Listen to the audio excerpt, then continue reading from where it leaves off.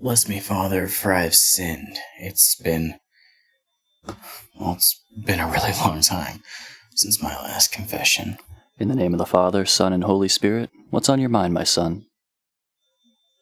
I have a lot of things that I need to let you know about. Go on.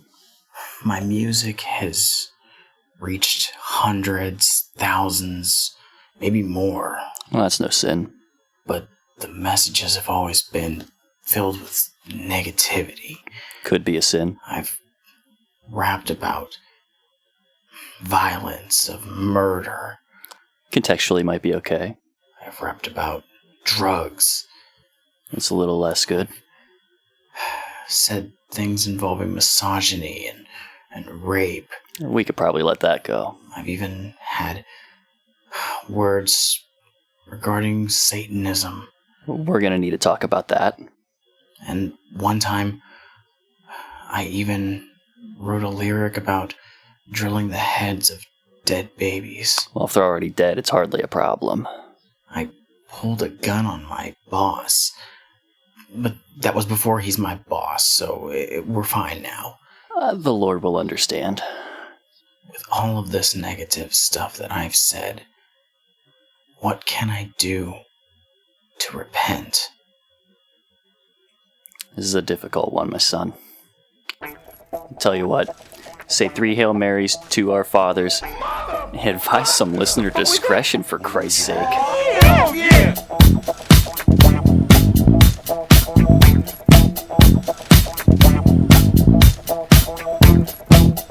Good morning, good afternoon, good evening, Juggalos, Juggalettes, and those who don't identify as such. This is Juggalo Judgment, where 2 friends take time out of their busy schedules to sit down, listen to, and analyze music of the Juggalo variety. You're joined by your hosts, Mike and... Shmeev. Yeah. How you doing today? Yeah, I'm doing fine, actually. Nice. I'm doing okay-ish, you know. As good as delightful as I can Sunday. get, I think. How about you? I'm all right. It's a Sunday, you know. I woke up. It's all good. That's good. If you are a new listener, thank you for jumping on and joining us. Welcome. If you are a returning listener, thank you for continuing on this lovely journey that we're having. Stop coming to my house. Hope everybody is keeping safe. Yeah. Doing what they can to you know, not take unnecessary risks. Hell yeah. And continue to be healthy and, you know, keep on with your lives as best as you can. I know that a lot of us are starting to go nuts. I'm getting very stir crazy.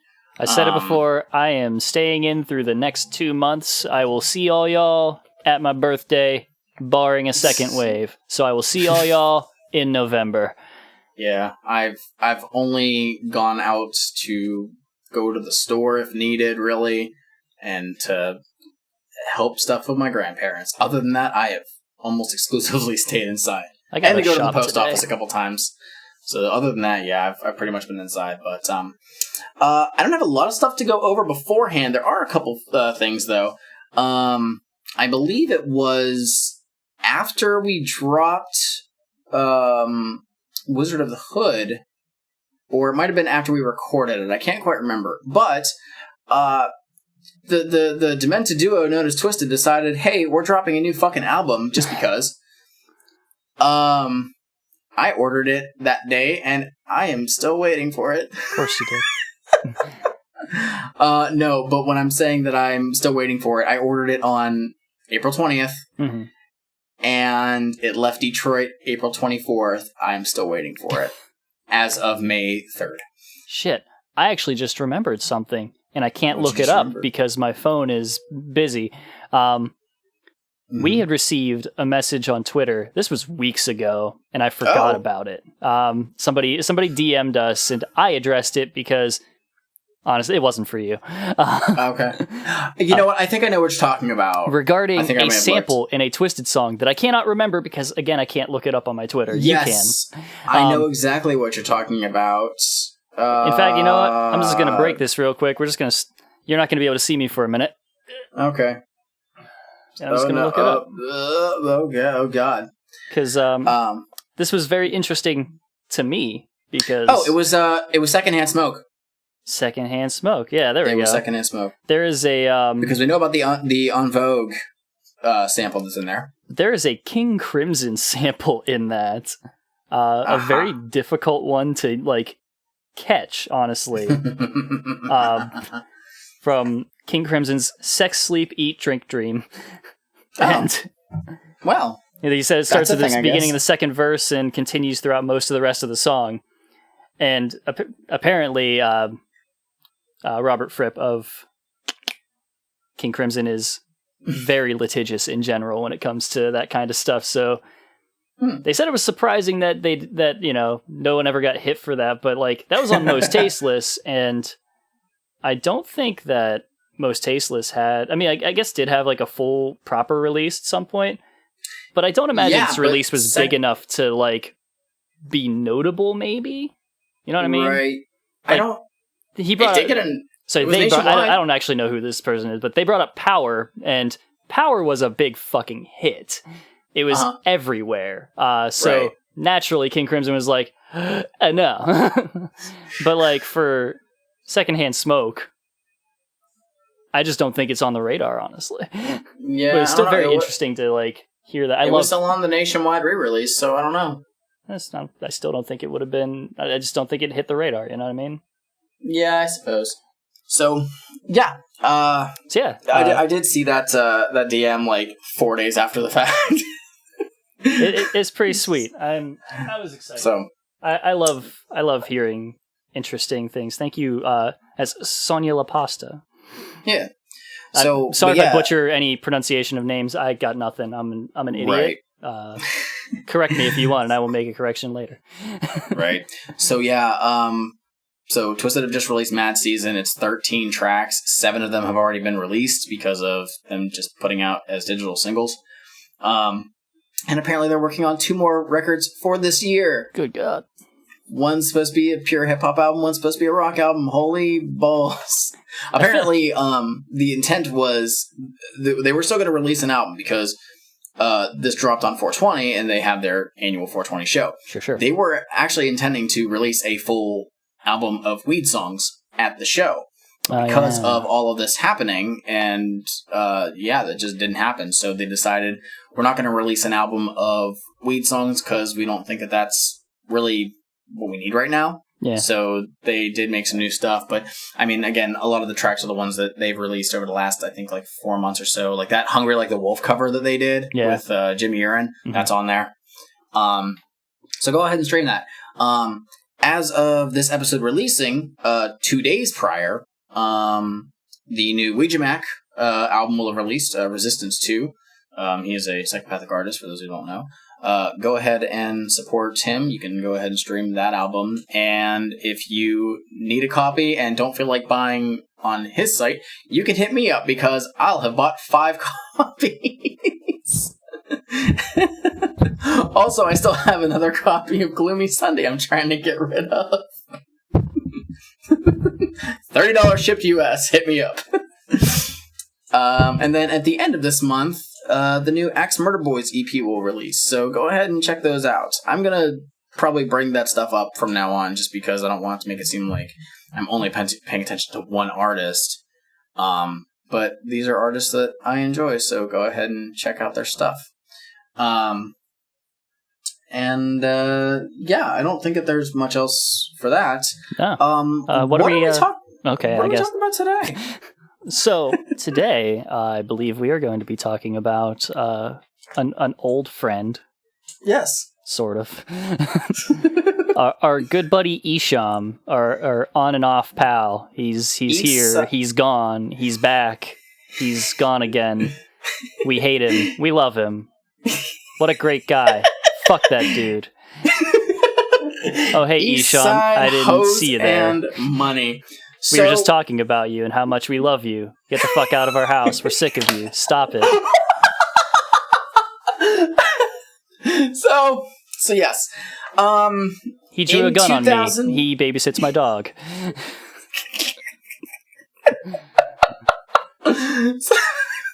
So, as we heard in in one of the albums of Bizarre, Esham decided, hey, hi, Psychopathic, I'm cool with you guys now.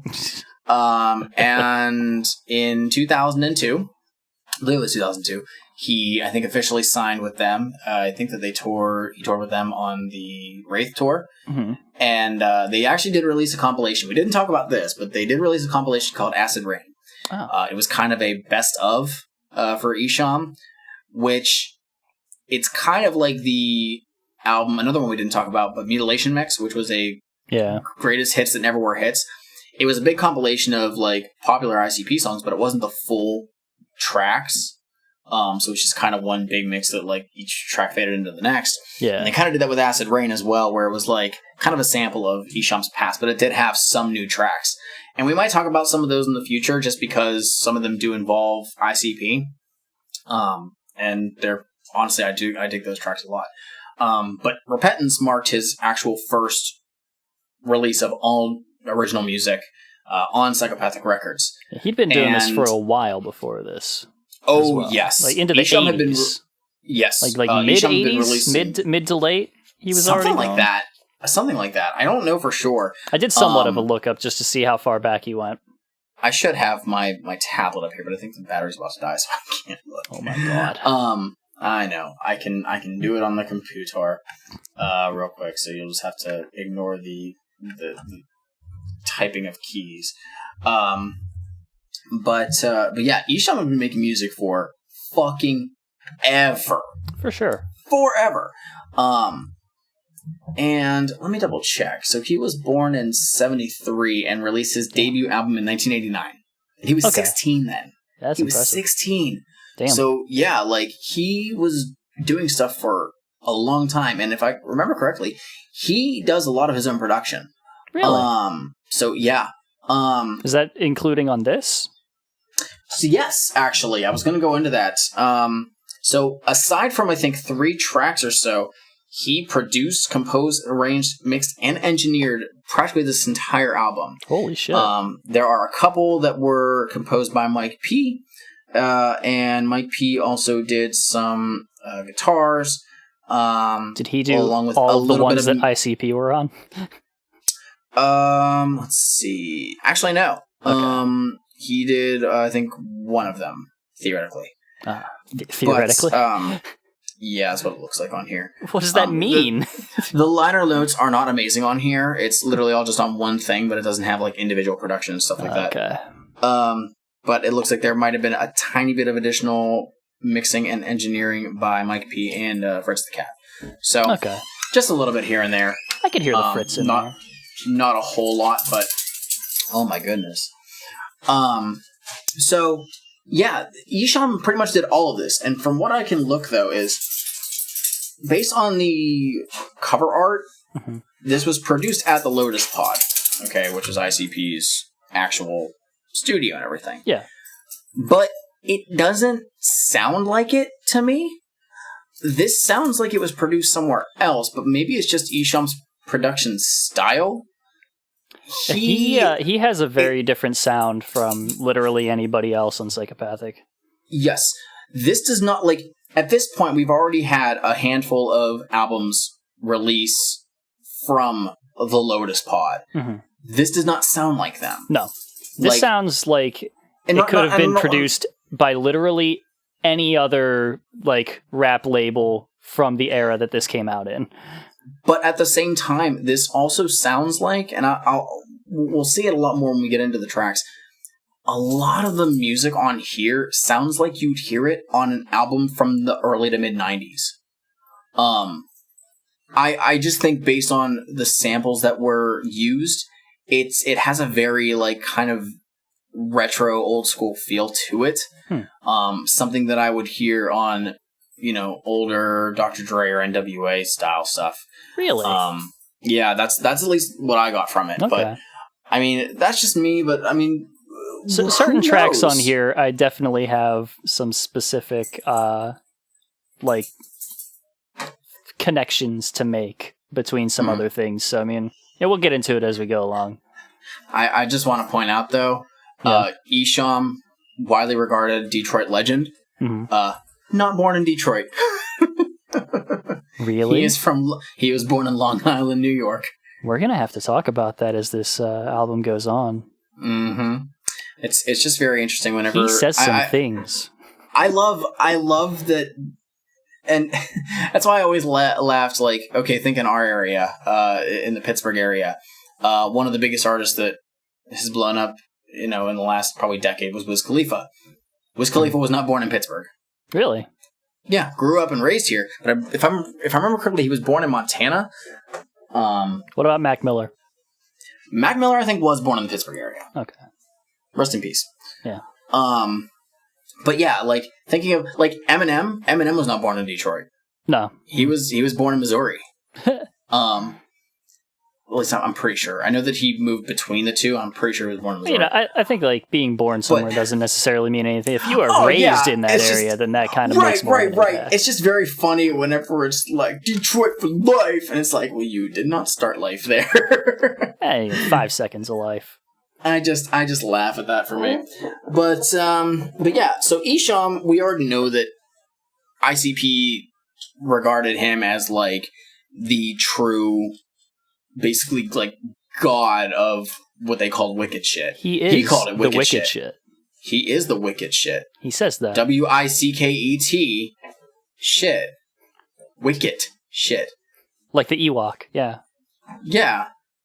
Man, I love the Ewok movies. What? I love the Ewok movies. Get out of here. The actual Ewok movies. Battle for Endor. It's dope. Anyways. No, he, so, like, they molded their style off of him.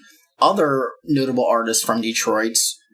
I learned from this that he had a clown persona for, like, 5 seconds, and that was what inspired ICP, apparently. Homie the Clown was, I think, his first EP, or one of his first EPs. And, yeah, it was, the EP was Homie Don't Play. Which he ended up actually reprising that persona for an album in 2010, called No. Was it? Okay, no. The one that he came out with was I Ain't Your Homie. Okay. And funny enough, I believe that he gave a copy of it to Violent J at the Gathering that year, and Jay took it as a diss. Are you kidding me?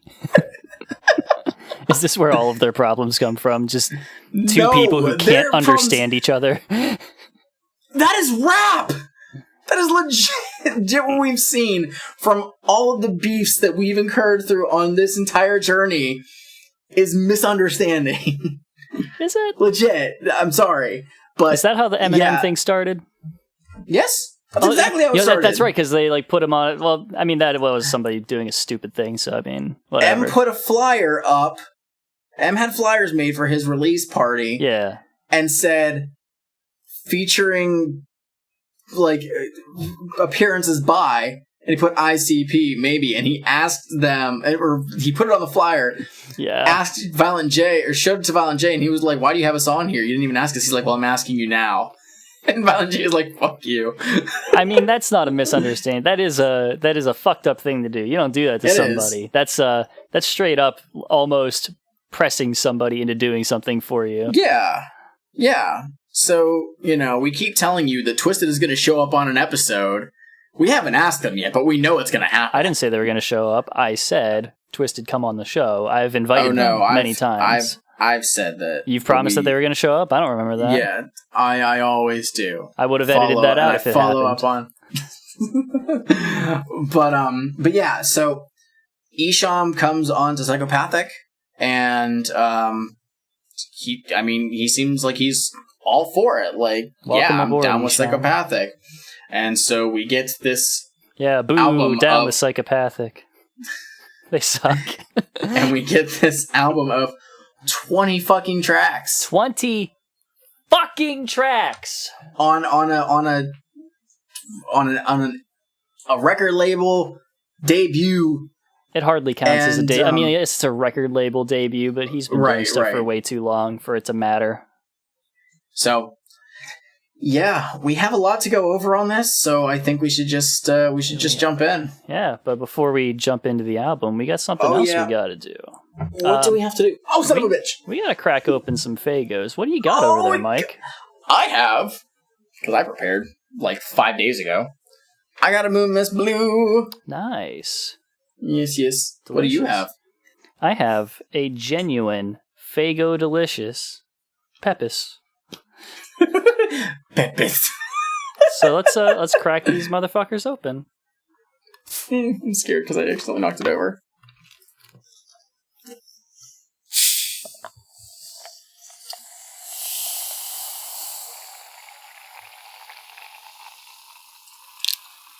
Yay. That delicious pouring sound. I love it. Also, of note, I recently got the Dr. Pepper and cream soda. You tried it? So the first time I had it, I was like, this is okay. And now I'm at the point where I want it injected in my veins daily. I fucking love it. I haven't really moved past the it's okay part. I love it. I have another one in the fridge right now, and I'm very salty that I cannot find 12 packs of them. So, but that's neither here nor there. Do you know what is here? You can't find a 12-pack of that in the local Giant Eagle where they sell them? Oh, for real? Yeah. I don't go to Giant Eagle. Oh, well. Because I have standards. That's a lie. Walmart, son. Anyway, I think we should get into this. Esham Repentance. Here's the first track. It is called Bang.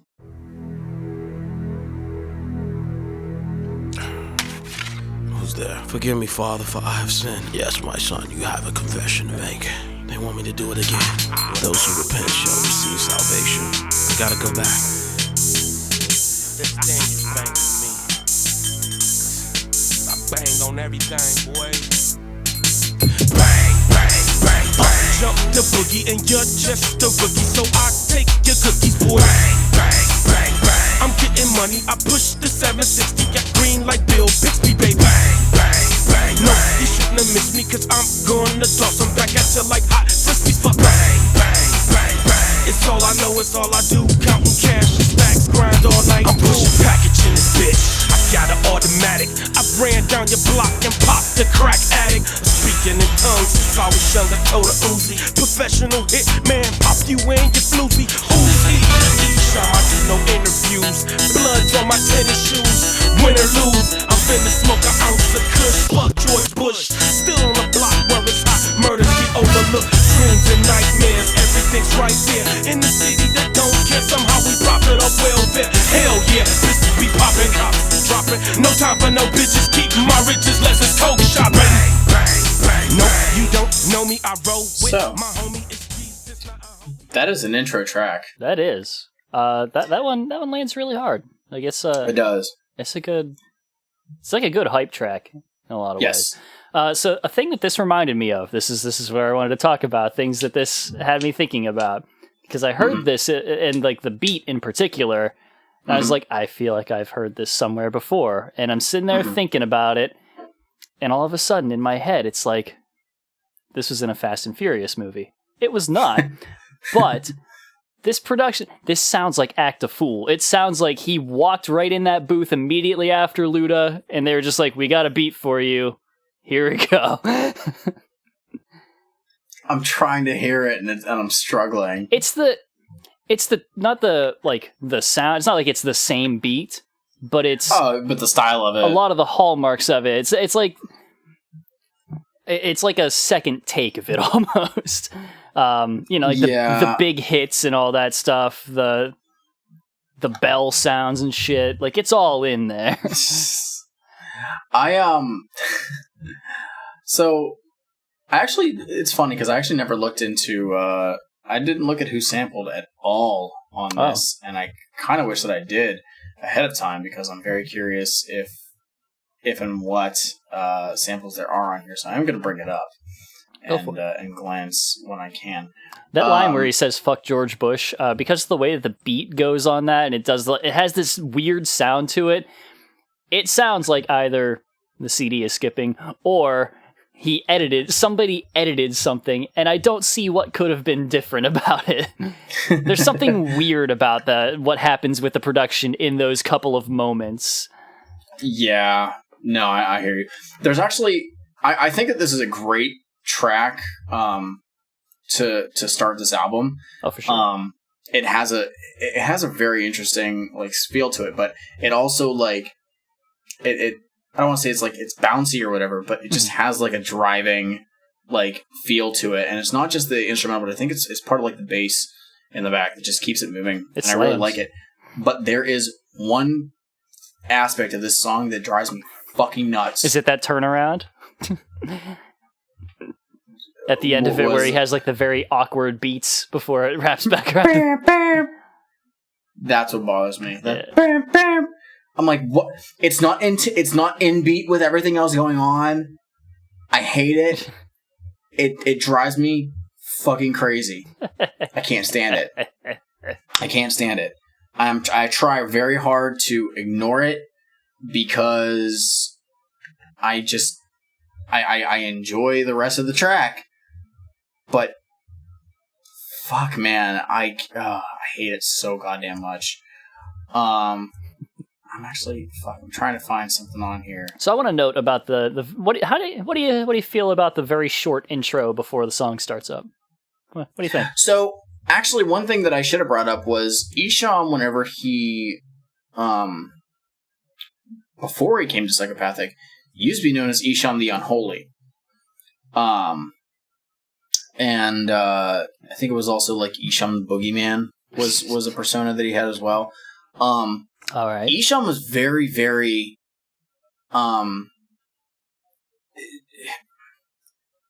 his shit was dark. Okay. There's no denying that. And so a lot of his stuff had kind of like religious undertones from what I've seen. Weird.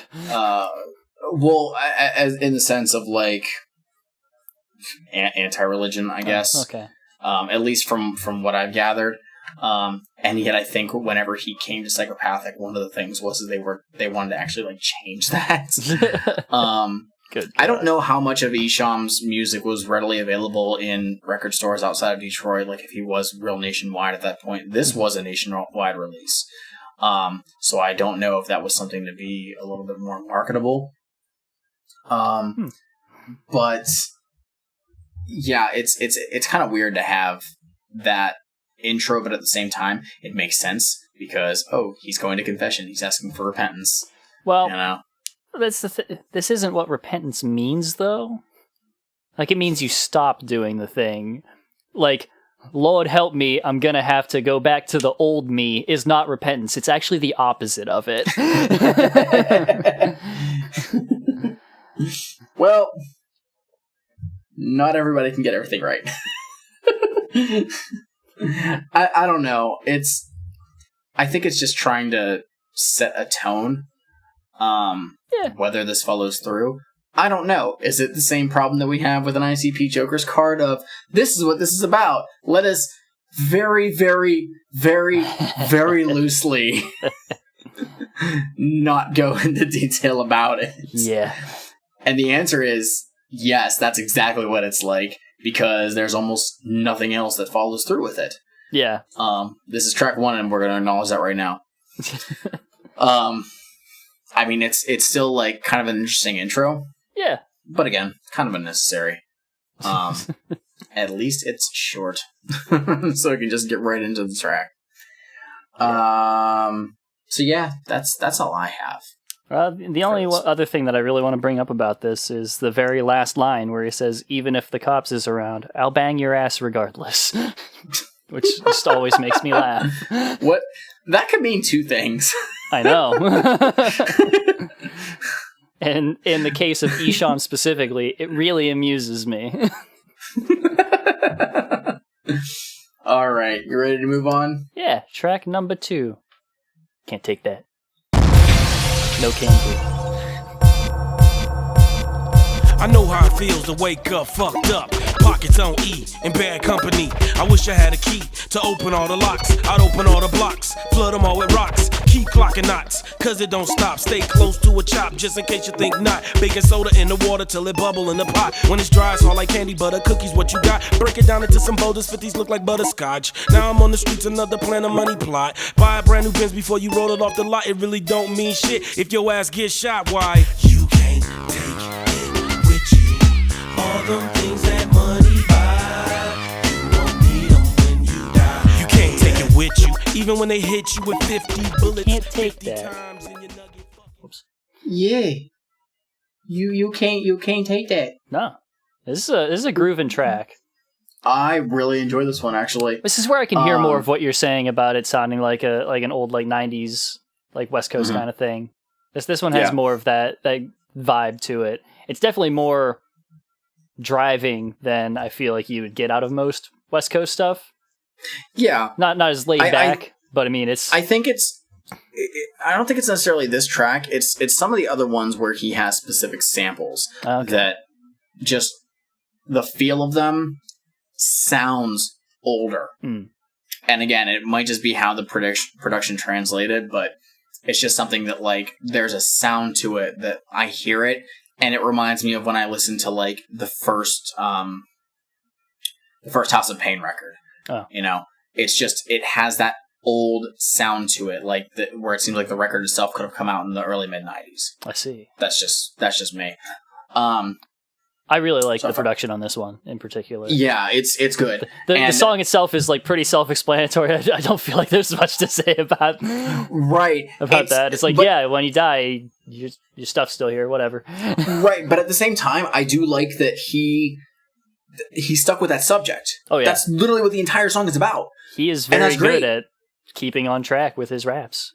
Yes, this is very unusual for what we do. Yeah, compared to everything else on Psychopathic so far. Unless you're Blaze, because Blaze got 3 things and just you run with that shit. It's true. His name is Blaze. He gangbangs. He's also got a double barrel shotgun. and he's also dead. It's true. 4 things. But he's your homie. Yes, that's true. But yeah, I enjoy this. The beat is. I put groovy beat. It is really fucking groovy. I dig it. I dig it a lot. So yeah,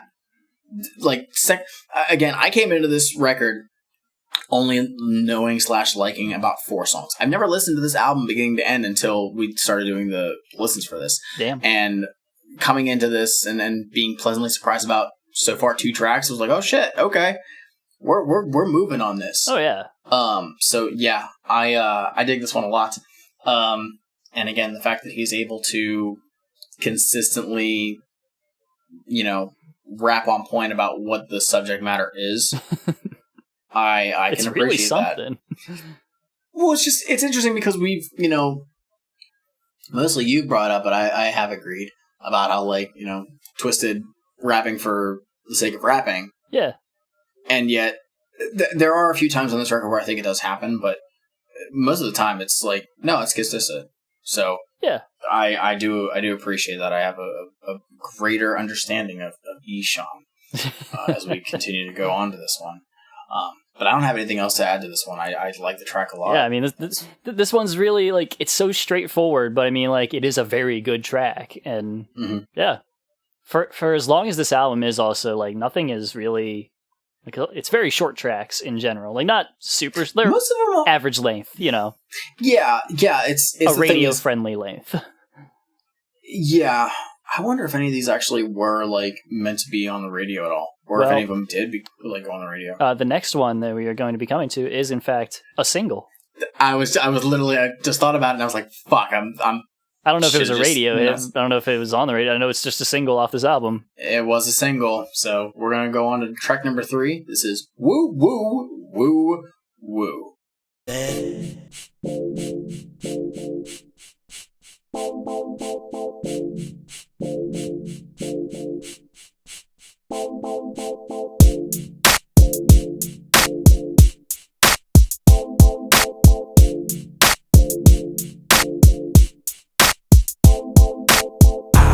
Wanna know, are you true? Can you woo woo woo woo? They don't thug it like I do. Can you woo woo woo woo? I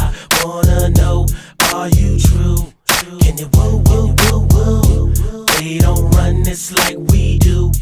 Can you woo woo woo? Is it true? Is it deja vu? Is it you? Can I come through and kick it with you? Can we woo woo woo? Sniff a little ooh ooh. Don't really matter cause you're still my boo boo. We could slide out, ride out, back to my hideout. Your men will never find out. You should just try it out. Ain't no hesitation, baby. Holla at this action cause I woo woo woo. Like my name was Freddie Jackson, baby. Axing them, I'm blasting. All my homies is assassins cause the guns we like to flashing. But tonight I'm just relaxing, baby. Axing them, I paid. Axing them, my logo. Action if I'm gassing yo's up like Sunoco. Oh no, I Sonny Bono hoes like Yoko. Ono Troy Yoing from Detroit to Tokyo. Kanishiwa, but we say what up though. And if you're acting shady, we be like shut up ho. I wanna know, are you true? Can you woo woo woo woo? Yeah. So. Woo woo woo woo. You know it. This Ric is Flair's favorite song 4 times. This is a Family Feud answer. This is like whenever somebody on Family Feud yells out like Steve Harvey asks them a question or something like that, and they're just like fucking, and he has a freak out for like 3 minutes about like you can't say that on television, and he's like all right, show me fucking, and up on the board because they can't just say fucking, it just says woo woo woo woo. It's the number one answer. And then he loses it and throws his cards all over the place. The crowd's going wild. The family's like, good answer!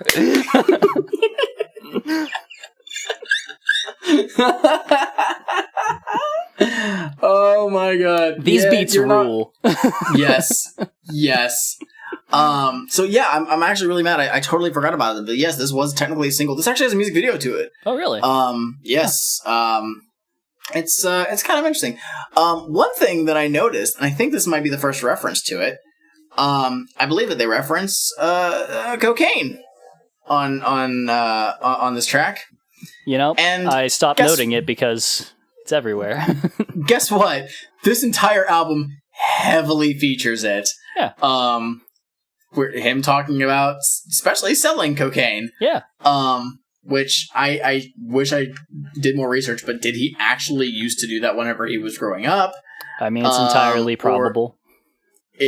Yeah. I wasn't sure if that was actually something that he did or if it was just part of like a persona. Yeah.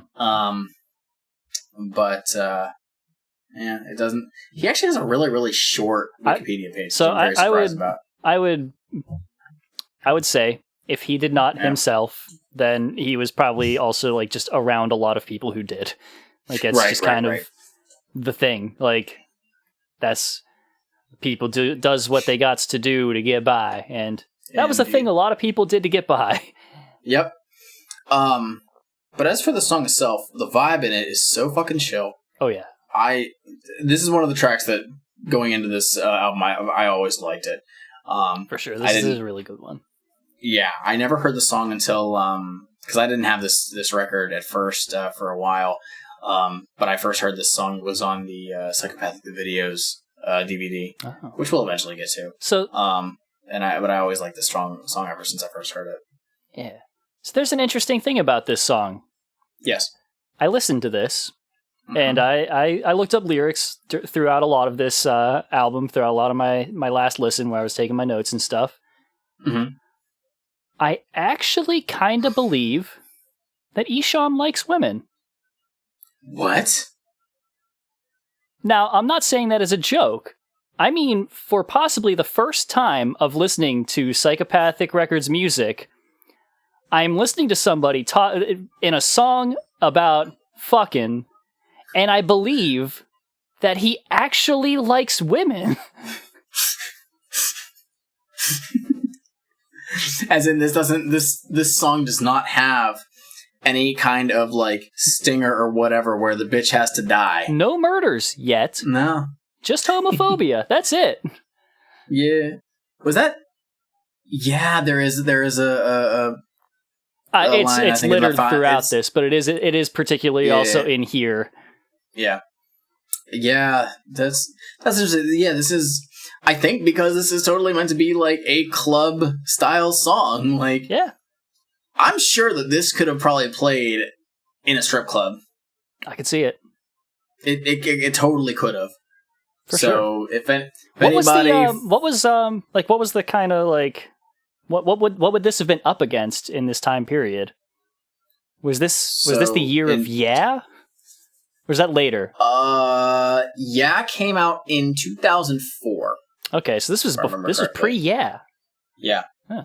But I believe this is the same year that, again, Get Rich or Die Trying came out. Yeah. So you had In the Club. In the Club, yeah. But this is before things were like quite as crunk as Yeah got, I suppose.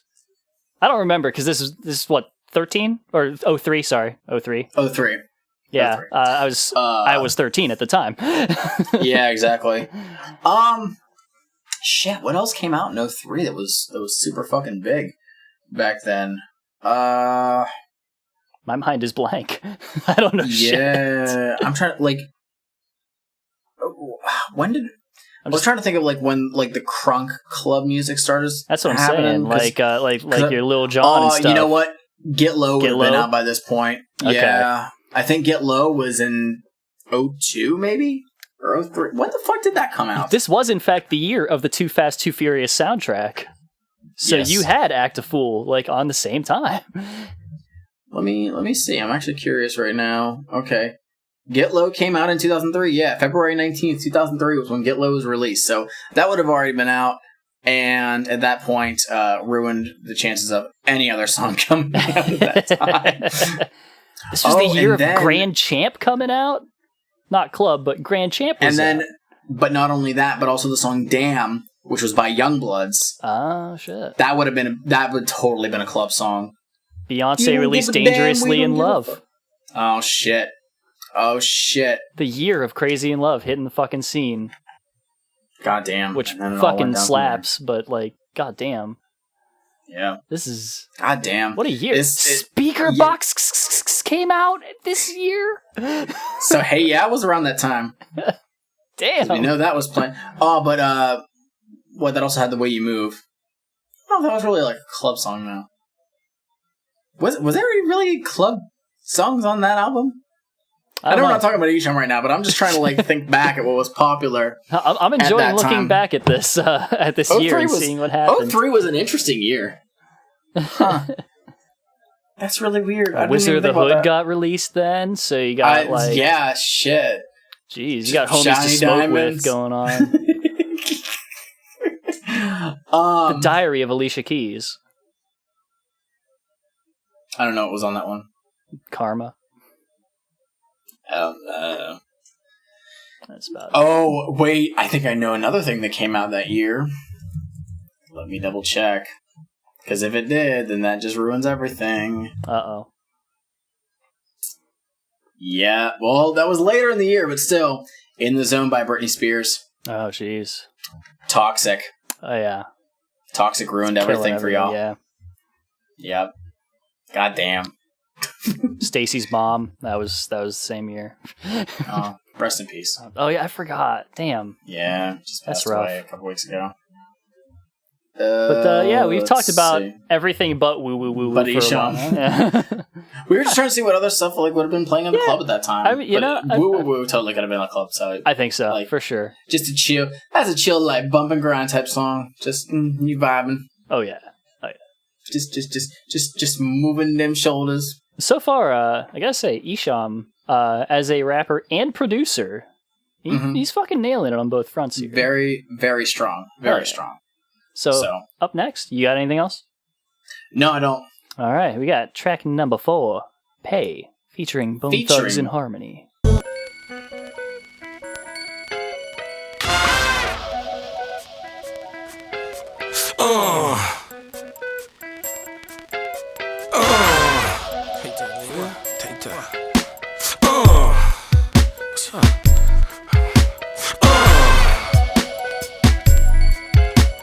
Growing up, living in a panic zone, spitting wicked shit on a microphone. Smoke that shit, your brains be blown. You gone, nigga wrong. Only out for the scribble, that's my Fetty boss. 1878, nothing but spaghetti sauce. Cross me, you pay all costs. Here's one your ass just lost. All y'all must pay. Every dog has his day. That's the reason they made the AK.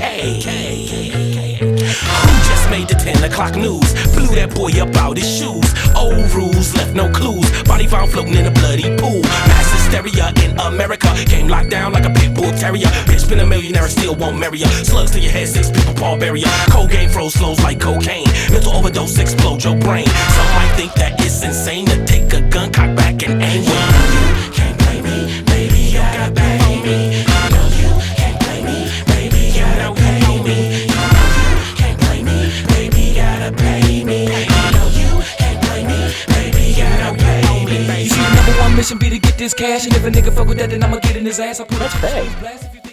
That is pay. So, after listening to this, and with all the stuff that I've listened to before featuring Bone Thugs and Harmony, I'm really starting to think that I just need to listen to some fucking Bone Thugs. They kind of rule. Like, I'm pretty sure that I have the greatest hits, so I'd be very happy to send it your way. perhaps. They They're have fucking an chopping it amazing up on this. Oh yeah, Everybody. I mean, well, first off, Bone Thugs are heavily known for that. Yeah. Especially with the fact I think we mentioned before on the Green Book episode that one of their biggest deals was the fact that they would chop and they could also harmonize. Yes. They're very good at both of those things. Mm-hmm.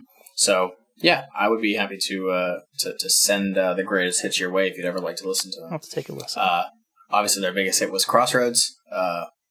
That makes people cry. But they have an amazing song called Home, which samples Phil Collins. Nice. It's fucking great. Yeah. Anyways, we're talking about Esham here. Yeah. And a little bit about Bone Thugs. Yeah, what are your thoughts on this one, man? Like I said, I really like it. Like, like, there's, again, like, the same thing is, like, Can't Take That.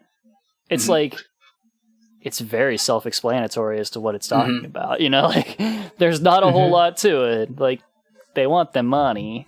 They want the body. They want the money. They are all really, really good at what they do.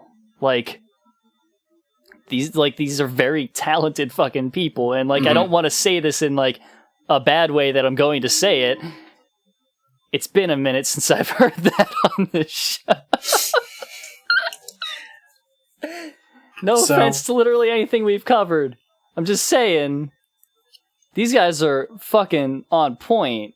It's like a really strange thing to hear with what we usually do, where it's like not keeping focus on what the fuck you're talking about and just kind of saying whatever, filling in the space in your bars with some phrase that you've said 1,000 times because it just works. You can just kind of sprinkle it in and it works. It's just fucking salt. You can put it in anything and it's like, now it tastes good.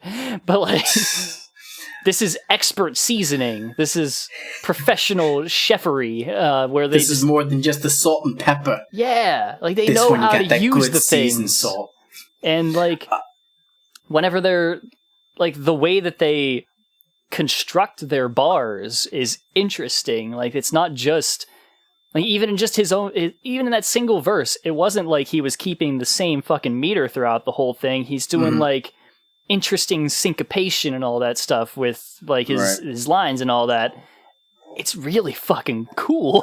Like, it's interesting too, because this is the first time, I mean, we got a tiny bit of it when we heard Hydro from Green Book with Lazy Bone. I love that. But his verse is so good. But the fact is we haven't encountered chopping style really. Yeah, not really. From Psychopathic on here. The closest that we ever got was on Fire from Zug Island. That one. I couldn't remember the name of that band. Yeah. The fake ass one because it's just sped up. But the fact hardware is store verse, yeah. The fact is it is interesting to hear it on this because it. Sorry about that. Go on. God damn. It's interesting when we hear that because then, I mean, nowadays when you think of people who chop, I mean, more people can do it, but one of the biggest ones that comes up, there's three big ones that I think are notable. Tech. And that's Tech 9, Busta Rhymes. Twista, and Busta Rhymes. Like, plain and simple. Yep. And Twista was probably the first to really blow it the fuck up, and over the years has slowed down, like dumbed his stuff down. Because if you've never heard his old shit, go look up Mr. Tongue Twista, and you are going to wonder how in the fuck that's actually coming out of his mouth. It's almost not possible. His verse is probably the hardest one in Worldwide Choppers. Fucking hell. For sure. I struggle with his more than Busta's. Anyways, Bone Thugs still deserve all the props imaginable because of for one, every member of the group can fucking do it. Oh yeah, they're really good. And again, also, the harmonizing is great. I'm really happy that you like this one, because I don't care for it. I don't know why. For some reason, I struggled on it, and I was just like, I need something with it, and I don't know what it was. Maybe I should just take more time to listen to this song more. But for some reason, I did not care for it. I mean, like, part of it might have been the chorus. Yeah, the hook is a little bit whatever. Like, I'm not that interested in it. I'll say this. I think that where Esham has a lot of really good verses in this entire record, the choruses, for probably about 3/4 of them, leave a lot to be desired. He's not a big hook guy. I'm gonna, especially when he's trying to sing. It's not what he should be doing. I've got something to say about that later. Oh, and I'm sure you will. But maybe that was one of the things that just for this song, it just annoyed me. But I don't know, like, hearing you enjoy it so much makes me now want to go back and give it a couple more tries and see if maybe I was wrong. I really like the rapping in it. It's really cool, and like it feels good. It's there, there's some things whenever it comes to rap, because I'm not a person who is able to like it. In the moment, I will pick up the gist of what somebody's saying sometimes, right. But a lot of times, like I just have general problems processing things as they come in. Which is why, again, thank you, Scribble, for sending us the lyrics whenever he sent us that album. In that kind of case, what ends up happening is just sort of like whatever they're rapping is just kind of like, it's like there's just another instrument in there, and like I'm like, this sounds really cool. Right. And like that's kind of the case with this. If it seems to fit with the rest of it, then then it's fine. And like, if something I understand, seems out of place, it's bad. I understand generally what this is. Like, even the first time I heard it, I was like, yeah, I get what they're about here, even if I can't understand every single word they're saying to me. But like,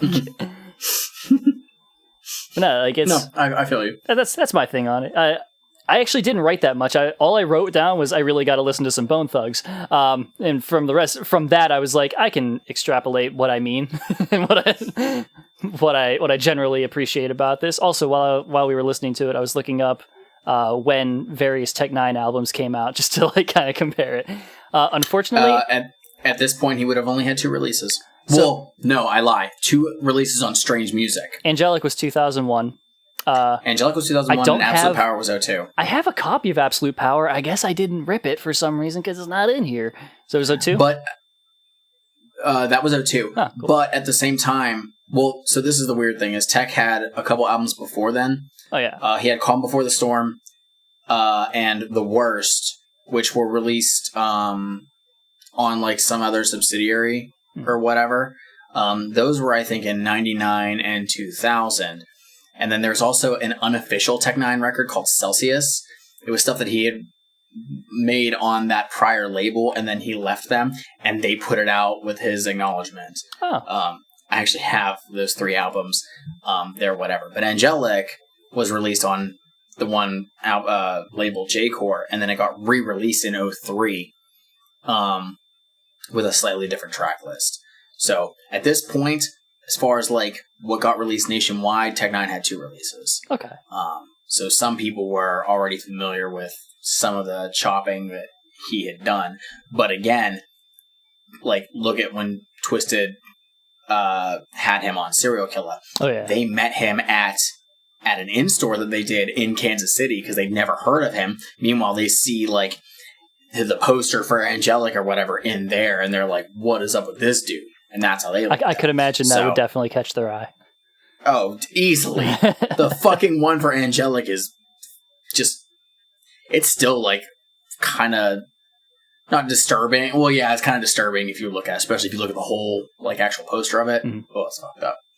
But that's not what we're talking about because Tech Nine's not featured on this album. He's not. So There's just so much to talk about other rappers when we're talking about Esham.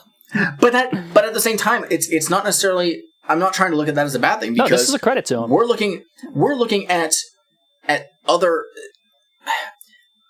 as far as a pure rap / hip hop artist goes on Psychopathic. Esham is ticking that. Yeah, like Plain and simple.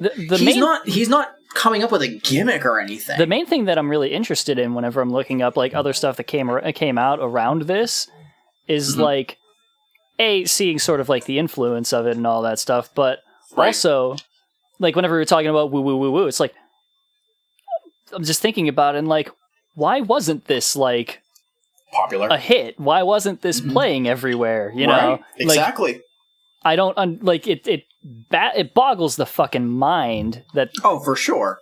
I don't. Again, I don't know how much you said you didn't know. Like, I don't know how widespread is he? Is he like still just mostly Detroit or something? I don't know. What's his deal? He still has albums released. He just released 2 albums digitally like last month, I think. He still continues to make music. I remember I've gone to FYE before and seen his albums there, and I never picked them up because I was like, I don't know if I want to like this guy. You know, the first album that I got of his is actually his second one on Psychopathic, and I got that at my college's bookstore. Like, no joke, we're gonna come across, I think it's 3 albums that I bought at my college's bookstore that I don't know how the fuck they had them. And because nowadays they're kind of rare, like they're hard to find. Yeah, and they were there brand new. That's a weird thing that happens sometimes. You will find interesting rare stuff. Look, Half Price Books, you go there for some rare shit. Hell yeah. But actually, strike that. No, you don't go there for rare shit. Don't go to Half Price Books and take the rare shit. There's nothing there. There's no rare shit. Don't look in there. Stop it. Doesn't matter. The one I used to go to doesn't exist anymore. Yeah, they got rid of like all the ones in our area. I think the only one Ross Park still or available something. On McKnight. Yeah, isn't that still there? I think so. Or Maybe did they get rid of that one? I don't remember. Yeah, that's the last one I went to. The one in Robinson's gone. Yeah, but that's why I go to the Exchange. Don't go to the Exchange. They never have rare stuff. No, never. They do not have a signed copy of Shaggy Two Dope's last album on vinyl that I found for. I was just wondering, like, if he just has retained underground status for like forever. I think that's the case. I think it's never been something of him like wanting to actively seek. Yeah. Like any kind of real notoriety. I think it's more of, you know, if you fuck with my music, great. Yeah. There's a group that he was a part of called Nodus, that only charted once. Oh. And I mean, they released music up until I think it was the early 2000s or something like that. That's a question. Did this chart? You know what? I think it actually did. Give me 1 second. We'll double check. I would expect it to, but I think this might have been a like a hot what do they call it? Heat seekers or something like that. Oh yeah. Let's see. I think that this did chart, but let's double check.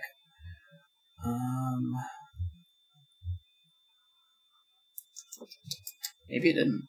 Okay. It was okay in 2003. It charted 3 different times. It was number 9 on the top Heat Seekers. Nice. It was number 10 on top independent albums, and number 71 on top R&B / hip hop albums. Not bad. Which is honestly pretty respectable. Oh yeah. And it does show that Woo Woo Woo was an official single, but it did not chart on anything. That's wild. Sadly. Yeah, I mean, I guess it had a lot of competition in that time. It had some hot fucking competition. Right, and I think part of it too might have just been like the vibe for it.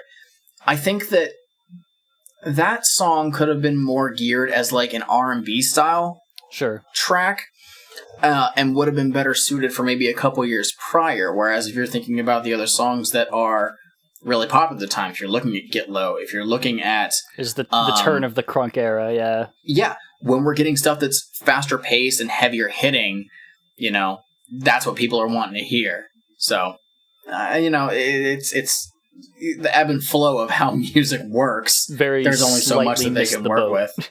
Yeah, just a tiny bit. But that was a lot for pay. It's just so much to talk about this dude. There is this dude that we honestly were not really thinking about actually talking about until like last month. So when I was like, hey, let's just do it. I'll address this real quick because if you want to know my thought process on it, because it's just like I was always just kind of annoyed with him because it's like, oh, here's that guy again, really excited to hear about how much he hates gay people, and then I'm like, I guess that's just literally everything that we listen to, so fuck it. Yeah, it's a very unfortunate case of kind of like being desensitized about it. Yeah. But again, part of this show is to acknowledge that it exists. Yep. So, as unfortunate as it is, we will still call out the bullshit. Yep. So, up I next, think we can move on. Track 5. 5. No More Dying.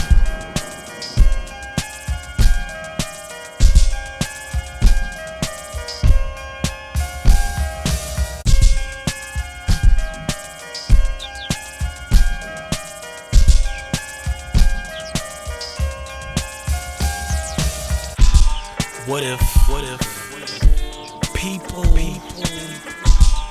didn't die?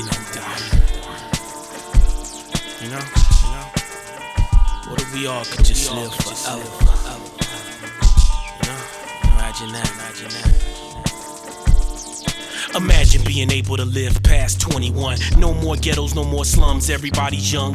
Don't nobody pack a gun, cause killers it ain't none. We all one and feeling your pain, sons, daughters. Flap your wings, walk on water. I am the resurrection and the life. Trials and tribulations got me speaking in this ill communication. Just a product of this wickedness created in this nation. But I was sworn from the cross, I was born to be a boss. How long will they mourn me when my life is lost? Never mind that, what if you could rewind the time back? Would you bring B.I.G. or Martin Luther King back? It's all about love and happiness, word to Al Green, I mean that. As I lean back in a clean lack, thinking about never dying. So Detroit like the Lions, flap my wings and keep flying. What if people didn't die no more? What if brothers didn't cry no more? No reason for me to get high no more. No reason for me to say goodbye no more. Then you could be forever mine, me and more. What if people didn't die no more? What if mothers didn't cry no more? No reason for me to get high no more. No reason for me to say goodbye no more. Dying. No more dying. It's one of them tracks, you know? It is one of them tracks. This is when we speak of like psychopathic records in general, this is like almost another like album ender. It's not quite. Conceptually it is. Sort of. Yeah, okay. I genuinely enjoyed this one a lot. It's pretty good, yeah. I love the production on it. I don't know what it is about it, but it has like it's just a tiny bit eerie. Yeah. Like I could see this kind of playing, like at least the instrumental of it. Mm-hmm. I could see it being something that's played at like right at the very end of like a horror movie. Just to like fade out as the credits start. I could see it. It just has a very weird and like an uneasy feel to it. Yeah. And yet, while that kind of like is offset by what he's talking about, it works for me. I really, really enjoy it. It's very thought-provoking. Yeah. It really is.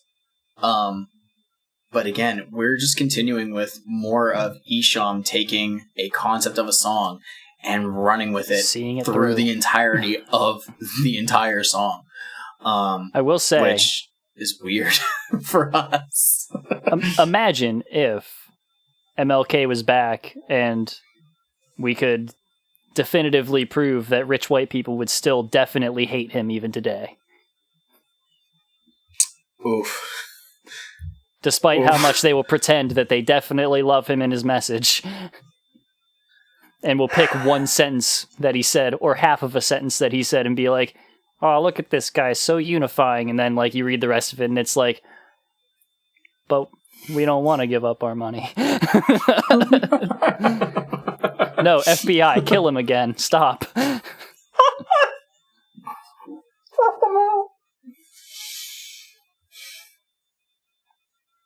Let me know if a red dot shows up on me while we're recording.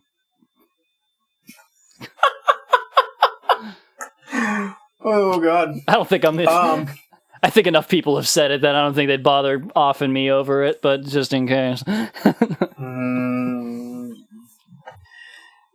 Anyways. Fuck. But yeah, it's what I'm curious about is I get to this point, and is this an album that Esham was already working on prior to signing with Psychopathic, whether it was writing or anything like that? Because what I'm curious of is this something that he would have released independently on his own? I know that, I don't know. Like, they were trying to tone down, like, instead of being Esham the Unholy or anything like that. Sure. You know, he just went as, at this point, it's just Esham. And so what I'm curious of is this the same kind of subject matter that he would have released on his own stuff? I've never listened to any of Esham's solo stuff outside of Psychopathic, so I'm very curious if this is the same kind of thing that he had already done at this point. Actually, I did just buy another Esham album. Oh. I bought his album that came out prior to this, called Tongues, and I bought that only knowing one song on it, but it's a really fucking good song. Okay. And so it'll come in, I think, this week. But because I heard that and I was like, do I need to listen to more Esham? And I'm like, no. And I'm like, well, it's cheap, so I'll try. Yeah, I don't know. Like, a lot of the stuff that he talks about throughout this, like, because it's so prevalent throughout the entirety of this album, it sounds like it's almost just kind of endemic to his writing, like in that, like that kind of theming. Like, Mm-hmm. I would almost draw a parallel between him and ICP, where it's like, yeah, sure, they're over the top and do the whole violence thing, but somewhere under there, consistent. What's that? But they're consistent. Well, what I mean is somewhere under there is like also that like sort of message of like, you know, belief in some kind of higher power here and there. Right. And this is, there are quite a few of those tracks on here that are very socially conscious. Here and there, yeah. Which I'm kind of surprised when a lot of the stuff that we've come to so far is fairly like completely fictional or, you know, shocky, that this is kind of like a wake up of, oh, Psychopathic can put out an album like this. Well, I mean, that's the thing that's still, like, they're not good at it, but it's still present in ICP's music. Like, you know, the entire concept of the Dark Carnival was like, you know, an uprising to overthrow the powers that be of sort of, you know, like, right. They're not very like eloquent about it, but it's in there. Like Piggy Pie is about, like, it is socially conscious in a way. It's just they, you know, it's couched in like this. It's covered in clown paint. Is the thing. But what I'm saying is, it's interesting whenever we're taking this album, and we're only 5 tracks in, and a lot of these songs still have, like, these are songs that I could expect from other popular albums at the time. Oh yeah, you know, for sure. We talked about, we mentioned that Get Rich or Die Trying came out like in that year. Mm-hmm. Easily one of the biggest selling hip hop records of all time. Of all time. And despite the production style being different, some of these tracks could easily be something that 50 Cent would do something about. Like, by far.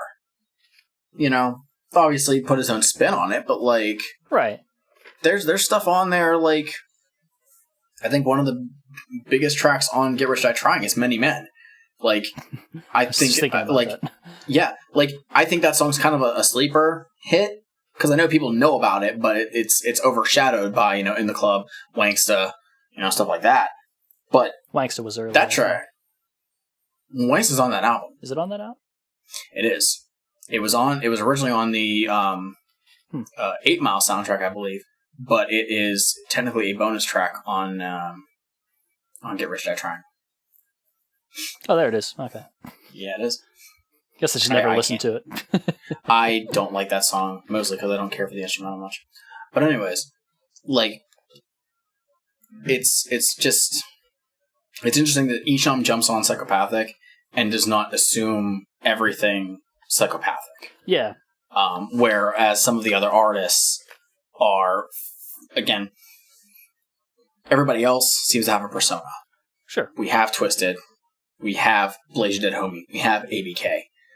The only other group that doesn't have anything like that is fucking Zug Island. That's because they're just a fucking rock band. Yeah, that's their thing. So it's just, I think it's one of the few rare occurrences, and maybe to another extent, like, we didn't talk about Project Born, we didn't talk about Misery back then, but they also did not seem to jump with that as well, and they weren't successful. But Esham, who had been already doing music for over a decade at this point, well respected. He's got a leg up on this. Right. So it seems like no matter what he would have done was going to hit. I just was curious if, was this stuff exactly like he would have done if he didn't have the backing of Psychopathic Records? That's all I wanted to know. Yeah. Well, like, it's interesting because out of, like, everybody on Psychopathic, like, this is an album that could have been released on literally any other label. Like, this isn't it's a Psychopathic Records album, but it's not a Psychopathic Records album. Right. This isn't being produced by Mike P. or Mikey Clark or Fritz the Cat. It's just Esham doing his thing. He is very, very different from all of them. And the fact that there's so few guest spots by people who are on Psychopathic Records, which at this point is actually kind of it's rare, because given all the people that are on that label at this point and how many guest features are on consistently, we only get, I think, 4 tracks that feature other people from that label, which is very, very, it's very weird. Oh, for sure.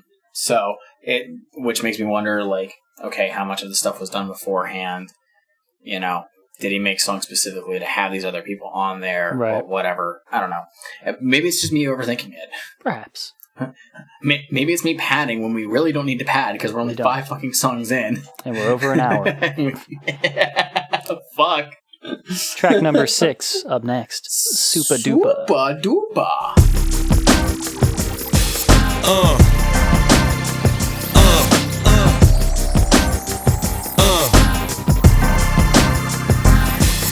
I'm used to driving Benzes and Porsches and Corvettes. You might see me in LA on Sunset or in Nevada betting 3-digit degrees, not sweating. Wearing leather, super fly light as a feather. Esham, Louis Vuitton, guns like Megatron. Won't stop my reign on the world till Armageddon come. Underground phenomenon. I wrote the Necronomicon. Use an Autobot, I'm a Decepticon. Never stepping without my weapon, son. The Smith & Wesson teach you a lesson, son. In the blackout, I was glowing, knowing the pressure's on. Don't sleep till dawn. All those who doze, wake up with your shit gone. Emergency, emergency, Dr. Evil brain surgery. Go to court in the trial, took the stand, committed perjury. Kevorkian, king of the scorpion, killed them all. But some still choose to plot on my downfall. I'm a monster, I'm a conquer. Suicidalist, murder be my sponsor. How you gonna I don't think there's an actual chorus until like the end. It's really weird. When I did my listens, I didn't have the record on my phone. I was just listening to it on YouTube Music because I was too lazy to put it all on my phone. But it's funny because it says Super Duper featuring supervillains, which is kind of a lie, because I think that in the quote unquote chorus, I think it might have Jay in the background of it, but that's about it. So we get another taste of what supervillains is supposed to be, I guess. I guess, I don't know. Which is still basically a lie. Once we get to the actual release of supervillains, it's going to be for those who have never listened to it, it's going to be jarring. Sure. It's going to be very interesting because it seems like supervillains had an intent, and then it changed. Well, so, this is pretty much just a just fucking flow. Go with it. Big guns like Megatron. See, because Megatron used to transform into a big fucking gun. Then he wasn't allowed. They weren't allowed to do that anymore. Oh, really? Was that in the 80s? Yeah, he actually transformed into a gun. That's fucking awesome. And they're like, "This is a bad idea, and we shouldn't give that to kids." And then they're like, "Well." I think it's was it like a tank after that? I don't remember. They changed it though. I don't know what Megatron was, to be completely honest. I didn't really watch Transformers. I watched Beast Wars. Well, used to be a gun. I liked my Megatron is a T-Rex. Of course. Beast Wars was fucking awesome. So our boy Esham is taking credit for all of the work of Abdul Al-Hajred. In writing Necronomicon, which, come on, man, you can't be doing that. So they also have a little Frere Jacques breakdown in here. Oh yeah, that's the kind of chorus type thing. The thing with the Necronomicon is kind of funny because there was a talk about how Esham was actually going to be one of the members of Dark Lotus. Oh. And I think I read something somewhere, don't quote me, but it was something about how like ICP, Esham, might have been Twisted as well, were like all supposed to release albums around the same time or something. And each album was supposed to have like a piece of a map. Oh. That was going to... it was supposed to like have a location that was supposed to be for some kind of event. This is going to be like an ARG thing. I don't know what it was, but it was like... it was supposed to have like something involving the Necronomicon. And... I just remember... I don't remember where I read it. I think it might have been Juggalo News or it might have been on Fago Lovers, but it was like failed projects or something like that. And that was the thing on there. And it was like, the reason this failed is because somebody actually, opened their fucking eyes and realized this was a terrible idea. Like, I distinctly remember reading that. But that's why, like, in the song, I think it's Swarm on Dark Lotus, right in the very beginning, you hear Jay go, "Necronomicon is coming." And it's like, oh, okay. Well. And then that's why, yeah, nothing happened. But yeah, this is a fairly shortish track. Yeah, it's just, like you said, he's just flowing. Yeah, but again, we're starting to get more reference of supervillains, which first jumped on in the Wraith, and it would again be a couple more years before we'd actually see a supervillains album. And yeah, it's just kind of weird that you would do that, but there would be no Violent J or Shaggy on it. Yeah. I don't know, but it's okay. It's not bad for track 6. Yeah, sure. Other than that, it's just kind of. Speaking of supervillains and whatnot, there's a City of Heroes private server that's been up that people are playing on. So if you're into City of Heroes, go play. I don't know what that is. It was an MMO, like a superhero MMO. Oh, really? Yeah, it was a pretty big thing for a while. Cool. Oh, that sounds kind of cool. Yeah. I never got big into MMOs. Yeah, same. I got into a couple of them, but whatever. But if you want to play video games and you want to add me on Nintendo Switch and come to my Animal Crossing island. And then, that's it.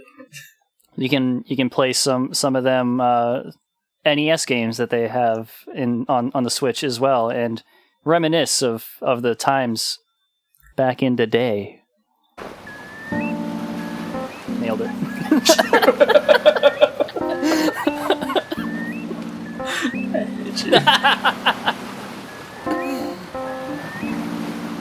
This is how I keep things moving. I don't, but I pretend that I do. Yeah.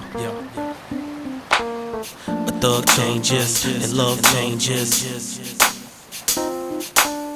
and best friends become strangers. A thug changes and love changes. Yo.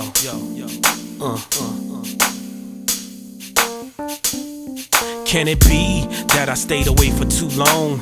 Did I leave your mind when I was gone? Baby, ain't no need to pretend I ain't acting live. I'm like a young ass Michael from the Jackson 5. But you don't feel me. The industry for years been trying to kill me. And my niggas stay in the cracks like roaches, always running from the raids when the cops approach us. Man, my style is just too ferocious. Been spitting potent dope for years, that's why I overdoses. Now I'ma tell you how it all began. Before Eminem, before all of them. I'ma tell you how they tried to play me, how my city betrayed me, made me fucking go crazy, made me carry the AK in the back with my baby. Yeah. This world's so cold, I'ma let you know. You can't get away with trying to steal my flow. In 88, I set up shop before Detroit had shot. All right. Rock never rode a bike down.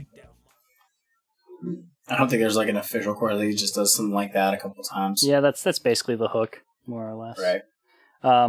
So we talked about him singing before, and this is at the point where I said, "Get Paul on the hook."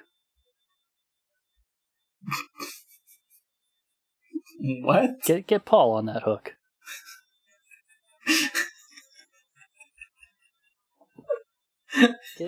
As in monoxide? Get my homie Monoxide on the hook. Let's get somebody with some pipes in here. He said get Paul on. But he said he can't sing for shit. Get him on He that said hook. it on Dirty Little Girl. Yeah, well, his self-confidence problems don't mean shit to me. Get him on that hook. We're going to overcome that, and he's going to learn that he is a superstar.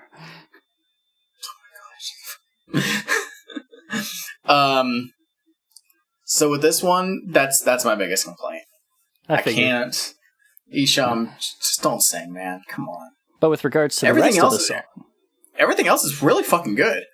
yeah, This is like it's a chill track. He's reminiscing the whole time. sorta.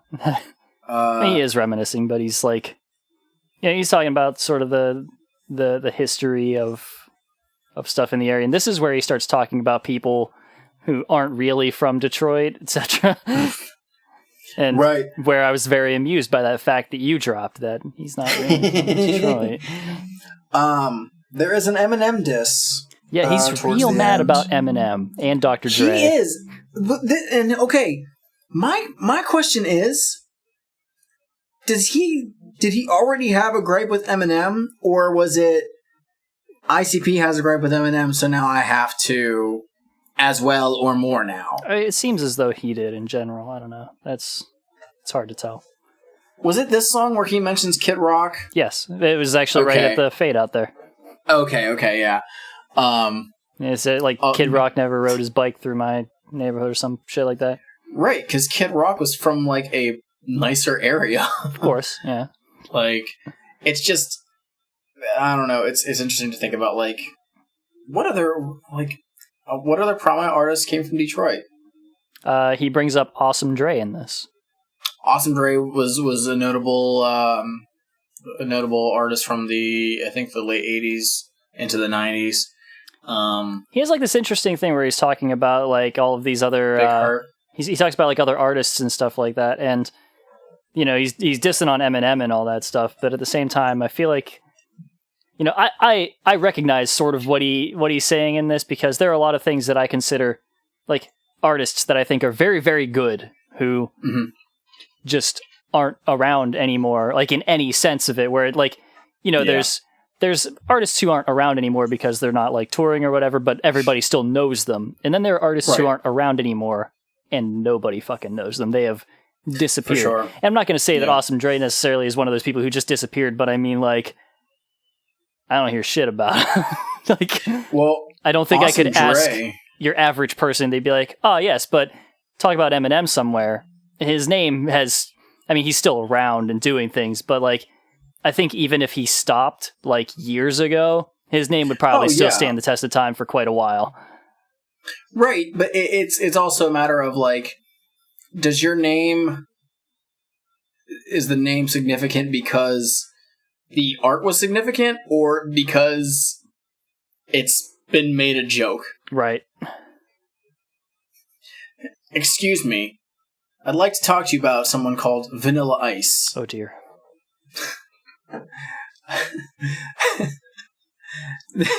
The fact...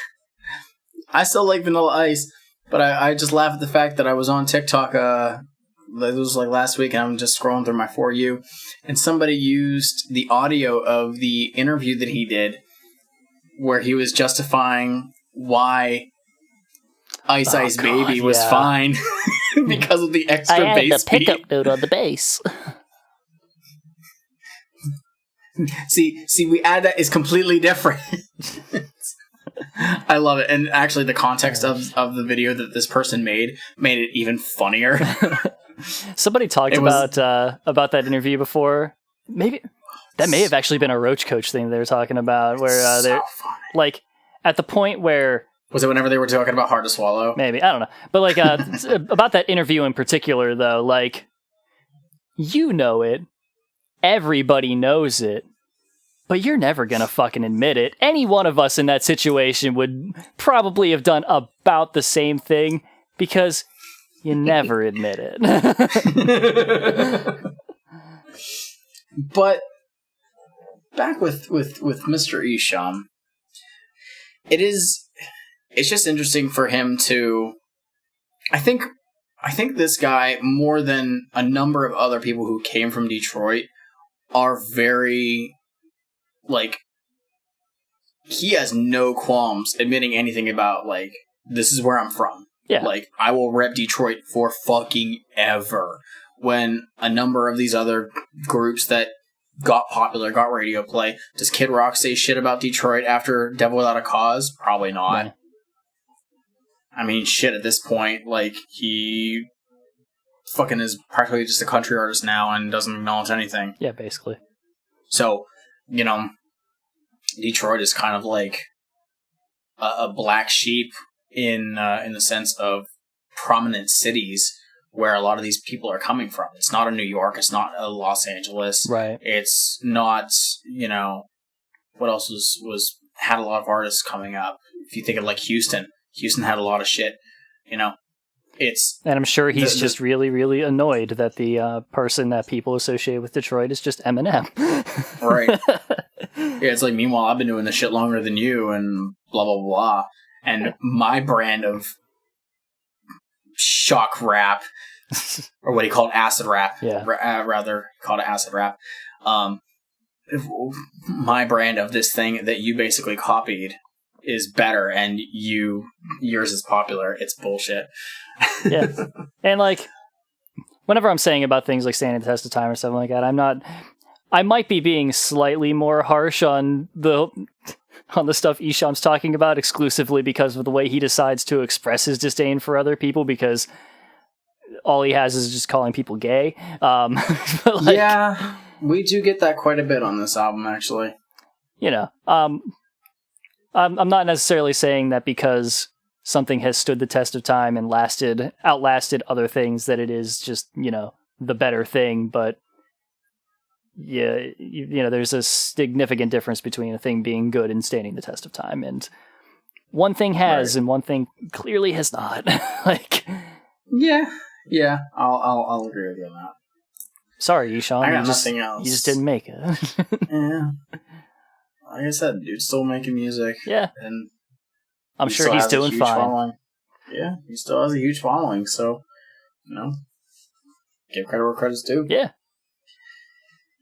Nothing else on Back in the Day? Nah, it is a good track. I'm just gonna say again, his production is really fucking good. He is so good with like beat making and shit and just everything. God damn it. All right. Up next, track 8, Mommy. Exclusive, a world premiere, a world premiere. Mommy, mommy.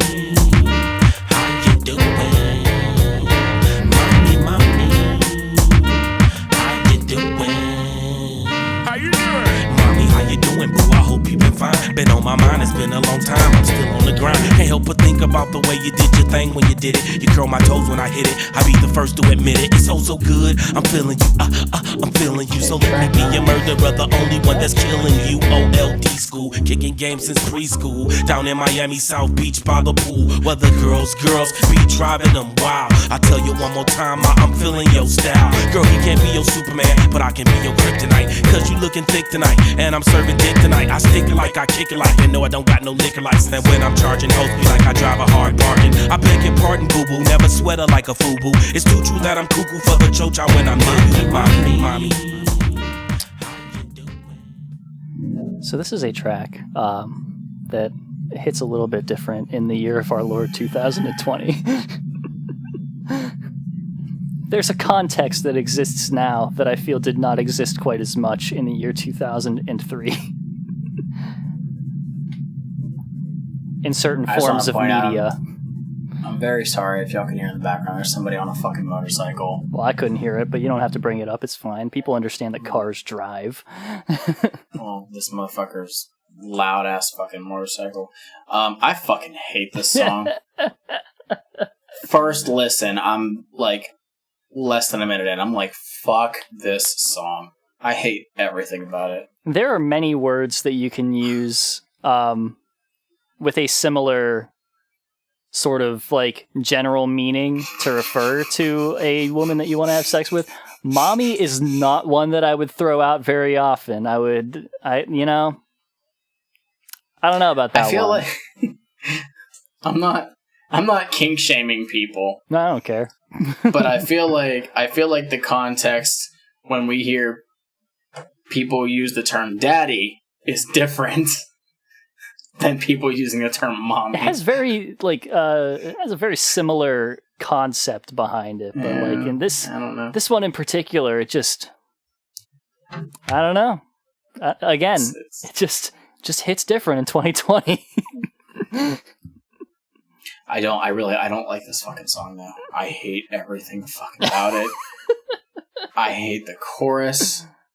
I hate the instrumental. I like the instrumental. I don't know what it is. It fucking annoys me so much. Damn.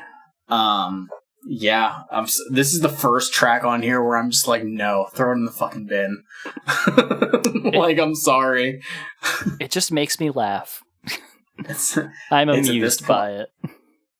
It's at this point where I wonder that whenever we put this album up, or this episode up rather, when I make the tweet and the Instagram post, do I actually tag Esham in this? Because will he actually listen?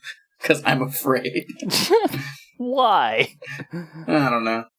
But yeah, I don't have anything else. I think it'll be okay. It's just Esham. It's not like I wouldn't want to tag Beanie Siegel if we covered him, but like I have nothing else on this one.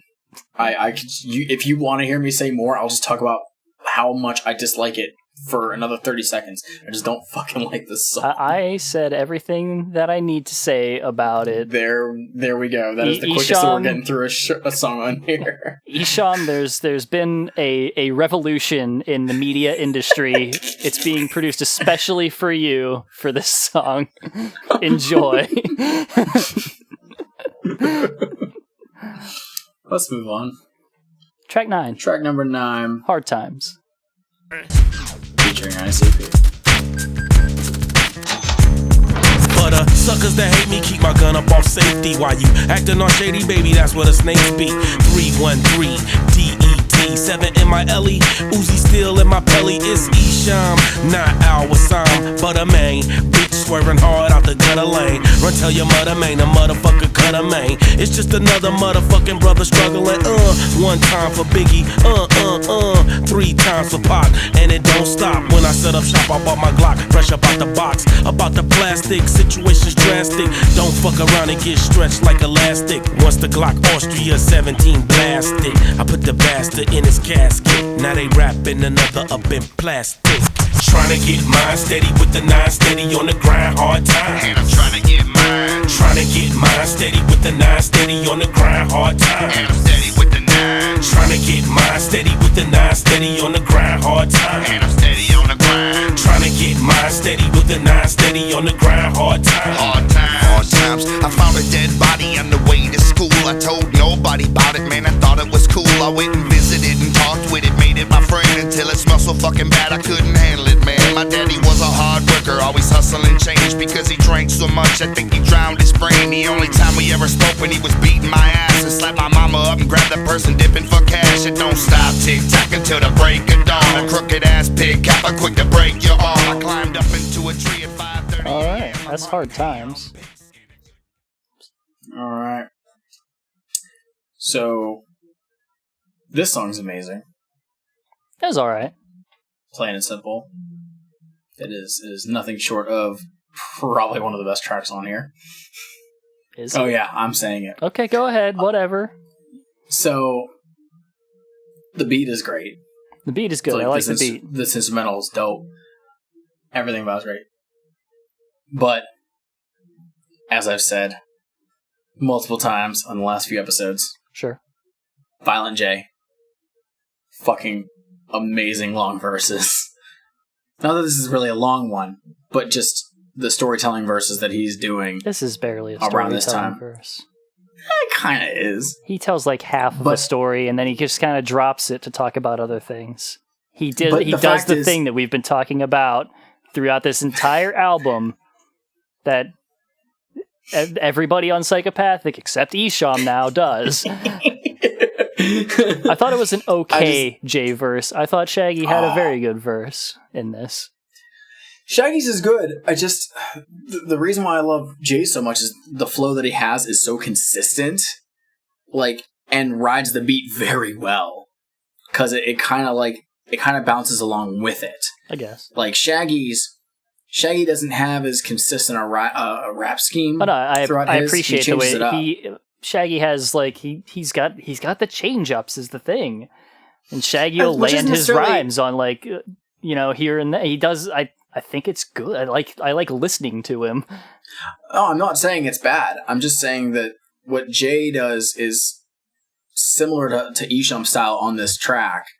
And I just think that it fits very, very well. Like, this is one of my favorite Jay verses of this era. I really, really enjoy it. But I love this song. I really, really do. This is one of the few ones ahead of time that I was a big fan of. It does have a very good hook to it. He nailed the hook on this. It's a very good hook. Esham actually, his time on Psychopathic, he does do some hooks for other people over the course of that time. So we'll see him on some other records, aside from his own, obviously. Yeah. Where he does just chime in for stuff like that. But Shaggy's verse is interesting because he's talking about how he's in jail for killing Kim Mathers. Kim Mathers. Yeah. So we get another stab at Eminem. Yeah. Because that's what they do at this time. Oh, There's a lot of Eminem disses on this record. Yeah. Surprisingly enough, Just I think there's obsessed. more on this record. There's more on this record than there are on an actual ICP album at this point. If you really think about it. Yeah. But I do like. There's one part that Shaggy does. Like I said, I like his verse too. Yeah. But towards the end of his verse, where he's asking the questions, Yeah. and then there's people in the background, nah. Like he does that like 3 or 4 times, and it's just a weird. It's barely a call and response, but it just works in the context of the song. Oh yeah, it's and good. I just really dig it. Yeah, it's like he's asking himself the questions, but it just No, he's I don't know, asking it the works a audience, lot. obviously. Yeah, clearly. But no, this is a fun song. I really enjoy this one. It's a solid I track. think it's a very like standout one. And like I said, Jay just continues to do what I said he does for the course of like 2 or 3 years of doing these just really fucking good verses. But that's just me. I don't know. Maybe I'm the only one who sees that. All right. Up next, All right. track number 10, Ex-Girlfriend. Ex-Girlfriend.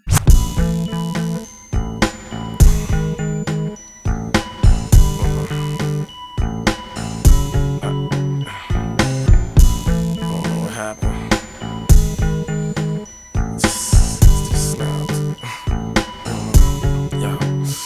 I used to love her. Too bad I had to put a slug through her. Dumped her body in the trash like I never knew her.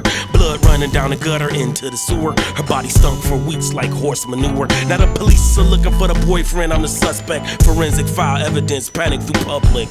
Domestic abuse. Custody battles. Bitch made me go crazy. I had to stab her.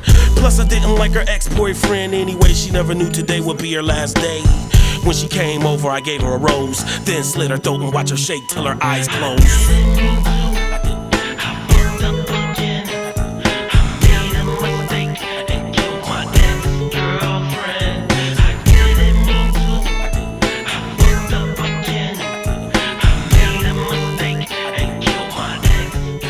We have made it to the murdering women part. So yes, Esham loves women. He really genuinely likes. I said women. he likes them. So yes, this is we get the ICP song now. More or less, yeah. I did not have a lot to say about it beyond we made it. Yeah. Here it is. Hey, the halfway point of the album. 10 tracks in, yeah. So you know what? Good job. You done it, Good job. Esham. You've gotten farther. Was this than one that he any had? other record. This sounds like it could have been one that he had either Mike P or Fritz on. I don't think so, but let me check. It seems it has the sound to it. No. Interesting. Nope. Actually, the only other tracks that were there's 3 of them. 2 of them we've already touched. Super Duper and Mommy were done by Mike P. That makes sense, I guess. So yeah, the other one is a couple tracks away. Got it. So yeah, this is kind of weird. I just don't have a lot to say about it, honestly. I mean, it's the thing that it is, and I mean, I think the track's a little bit it drags a bit, but see, I kind of as I hate to say it, but I actually do like this one. That's fair. And I think it's because this sounds like it would have been a typical Psychopathic track. Yeah.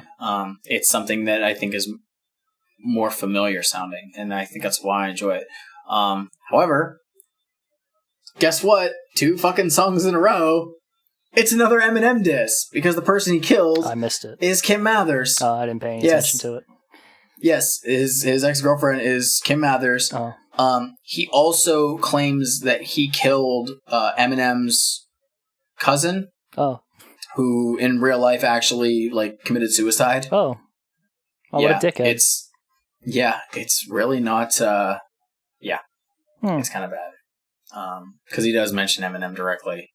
I think he says something about whether he doesn't mention Eminem directly. He definitely says Kim, and he says blah blah blah. Your cousin Ronnie, and I remember Ronnie being mentioned in some earlier Eminem songs. I'm like, oh, that's kind of fucked up. Yeah, a little bit. Maybe a little bit more than a little bit. Well, honestly, in this time period, Esham, I think, does not really have a filter in general. But there are a couple songs that are made on Psychopathic where it's literally like, we don't give a fuck. We're saying what we're saying. Yeah. We will come across one of them. Let's see, when does that one come out? I still have the our thing up. Actually, in a couple episodes, we'll come across one where I'm like, "Oh, that's a line that's said." Oh boy. Yep, can't wait. So, other than that, I mean, I still don't care for the chorus too much. Esham, I don't think should do sing-songy choruses. I mean, like the song, the singing part of it, is fine. I mean, it would work if it was a song that I cared about, but Right. I mean, I think it fits the context of the song. I just don't like it. That's my thing. I don't think that Esham should sing. I don't think that he's meant to sing. I mean, I think he executes it well in this. I just think I don't like the song in general, so I mean, I don't care. And you know what? That's valid. Your opinion is totally valid. I know. I respect your opinion. Thank you. You have anything else on this? No, I don't. I think we can move on. All right. Up next, track 11. Look at me. Is there anybody out there? Esham twisted. Thought it happened. That's right, bitch. Don't miss it. Look at me. Come on, dog, I see it stir. Look at me. Is it the cold you see me burn? Look at me. Is it them 24s burn? Look at me. You know I just ain't current. Look at me, I'm from the 313 EASTSIDE. Who's the number one cheddar boy in the city? Attitude shitty, sniffing coke on bitches' titties. You never thought that I'd be running with a hatchet. Who runs Detroit? Esham and Kilpatrick. I can't forget about the wicked clowns of Psychopathic. And if you got static, I'm whipping out the automatic. I'm swinging for your esophagus. You gon' look at me or I'ma get to palming the world just like I was apocalypse. With that destructive and malicious look in my eyes. Me, Mono Blaze, and Esham who wanna die.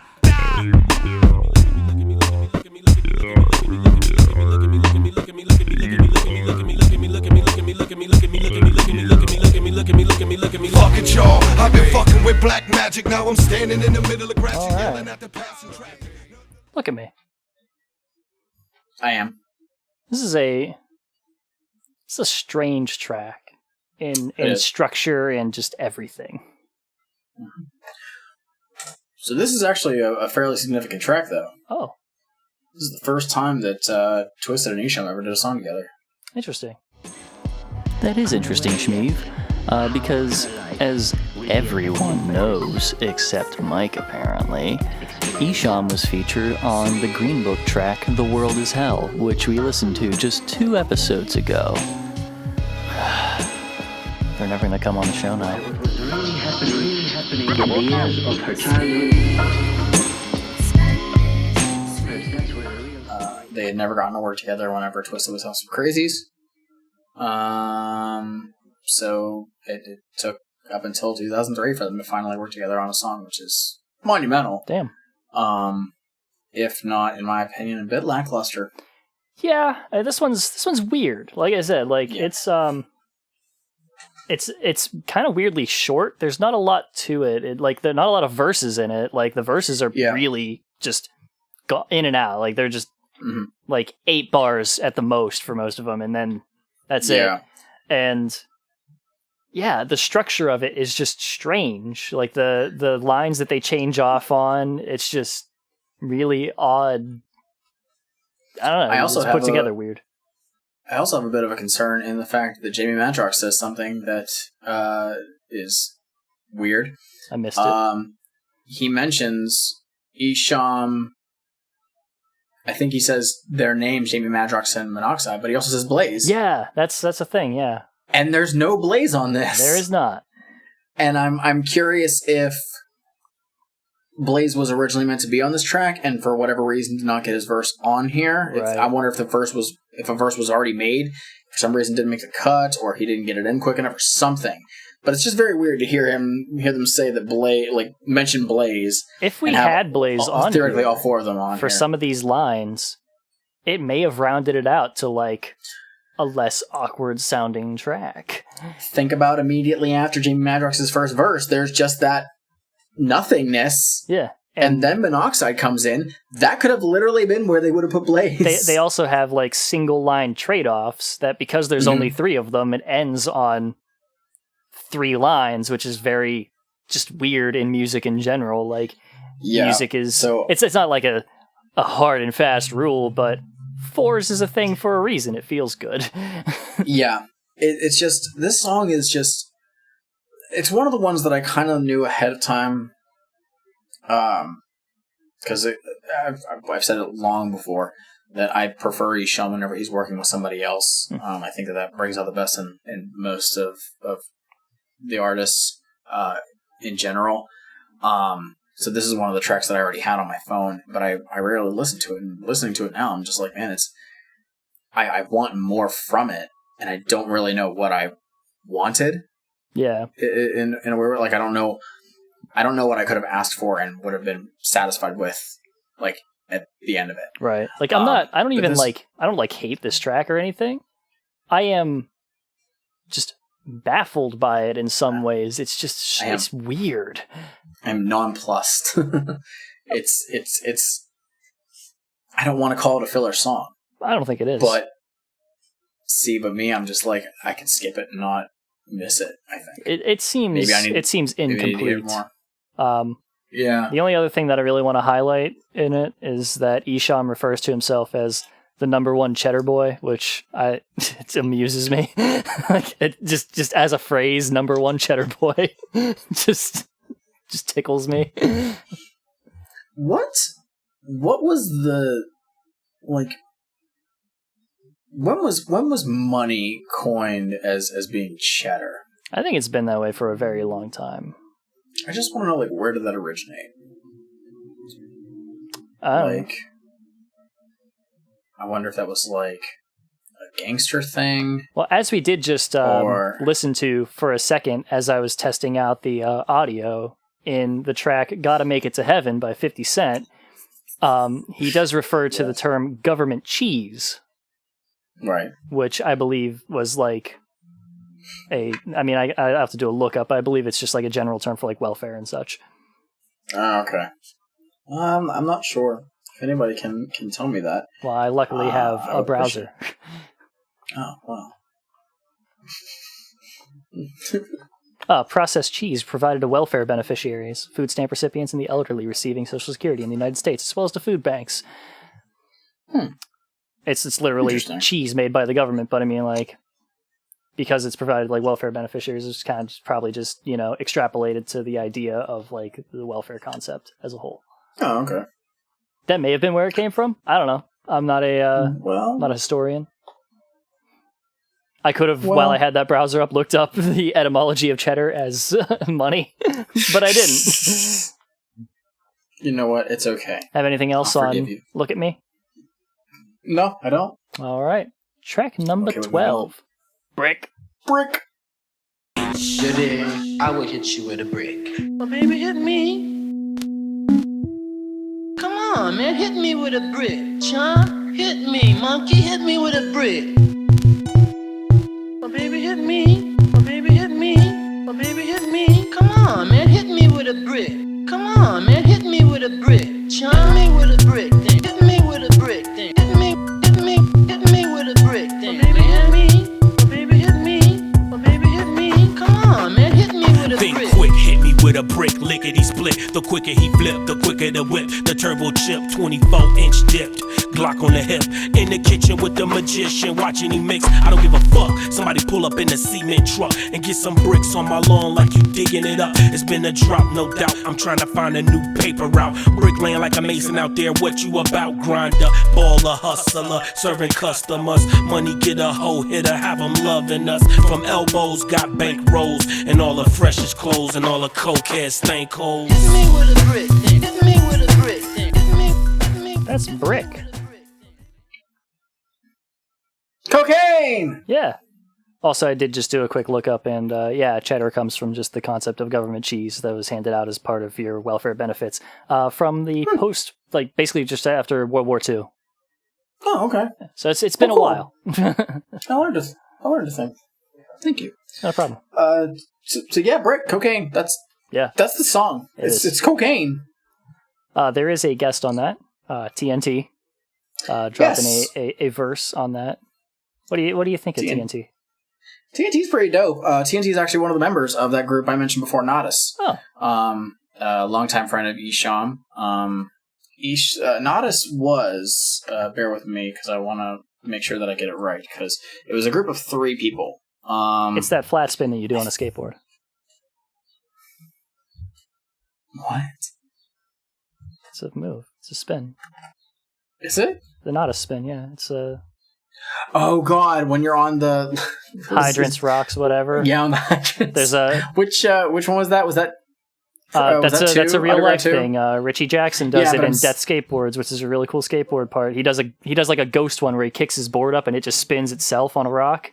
It's pretty sick. Oh, that's pretty cool. I'll have to show you that video. I'll have to check that out. Let's see. It was Esham, Mastermind, and TNT. And I think Mastermind is actually... Isn't Mastermind Esham's brother? Oh. No, they're just friends. Okay. But TNT you just think they're all related, Mike? Is that what you're saying? No, I was almost certain that two of them were actually related. But clearly I'm wrong. But TNT actually passed away in 2014. Oh, damn. From a car accident. Shit. Yeah, in December of 2014. That happens way too fucking much, I gotta say. Yeah, man. It's fucking rough. But I've never actually listened to Nodus. I know there's a lot of people who really dig that, but that's a very a big subsidiary to Esham's stuff. But TNT is featured on a couple tracks on here, I think. Yeah, he's on one more. And I think he actually shows up on our next record that we'll be covering. Oh, which is pretty interesting. But yeah, I think that his verse is kind of short and sweet. Yeah. But it is welcome. Another song that's pretty in and out. Honestly, it's 3 minutes, but I mean it's a very quick 3 minutes. Their verses are not super long. Yeah. So to be completely honest, I don't mind TNT showing up because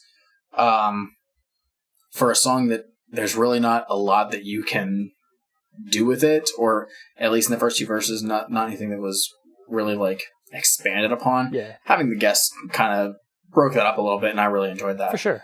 And he drops a good verse. Good verse. For never listening to the person, just hearing the different voices was really cool. So here's an interesting thing. It's not a bad song.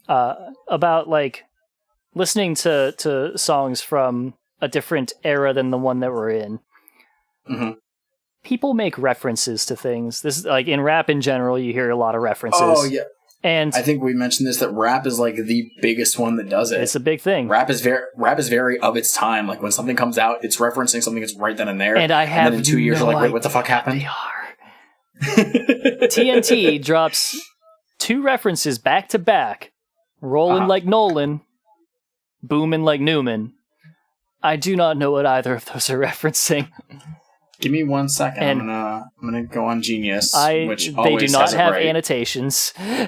Really? Where do you think I found these from? Let me double check. There's just times whenever it just really digs at me. And also another thing, we didn't really talk about it much. What track was that? Was it in Hard Times? Where did he drop that Megatron line? That was a couple tracks ago. I didn't talk about it. I didn't write it down, at least. I don't think it was Hard Times. Okay. That might have been back in the day, I think. Maybe, yeah. So, yeah, that's another thing. There's been it's been going around on Twitter here and there, because I guess this old Jeopardy clip got unearthed from a couple years back, where one of the contestants was talking about being into nerdcore rap, and Alex Trebek chided her over it. And I did see that. So people unearthed it because this was a year or two. There was maybe 2 or 3 years, I think. And a bunch of nerdcore rappers actually made a diss track to Alex Trebek over it as a joke. Mega Ran was on it. They had a bunch of people on it. It was really cool. It was amusing. But this has been coming up with a lot of people just dissing on nerdcore rap and all that stuff, which I'm a little bit annoyed by. I recognize some of where they're coming from because as they bring up, rappers have always been pretty nerdy in general. Wu-Tang is like really into kung fu flicks and stuff. Rappers make I was gonna say you can't references to like video games and like, you know, nerd pop culture stuff all the time. It's like it's a big thing, but like I think there's still like a distinction between people whose like focus is a thing. And you know, there's a whole lot to say about it where like, you know, nerdcore is like sort of like white people separating the hip hop thing from like what it is in a way, you know what I mean? Like it's a very like, this is the acceptable kind of hip hop to listen to. It's made for me instead. And in some ways, I can hear that because of like where nerdcore kind of came from, like being majorly like MC Chris's thing whenever he came out. Like he was the biggest one in the whole thing. But I mean, it's definitely evolved since then. And I mean, the only real difference between a hip hop artist and like a nerdcore hip hop artist is just like, how much more do you focus on it, and would you show up at MagFest? Like, I remember it was a couple years back. I mean, look at what rap does when it gravitates towards like a specific topic. There is a song that came out, I think it was like 2 years ago. It's called Ric Flair Drip. Okay. Ric Flair is featured in the video. It is by Offset. And the chorus says, Ric Flair Drip Go Woo. like everybody references Ric Flair now. Okay. I remember it was something about like popular songs that reference like professional wrestling. Okay. Then there was another list about, I think it was like 5-6 years back, where it was like rap songs referencing Dragon Ball Z. Oh yeah. Like that's a big deal. Like I didn't realize how big like anime was in rap. Fucking just last month Tech9 released a new album. And he has a track called it's called Dr. Sabah. There's like 3 lines talking about Broly.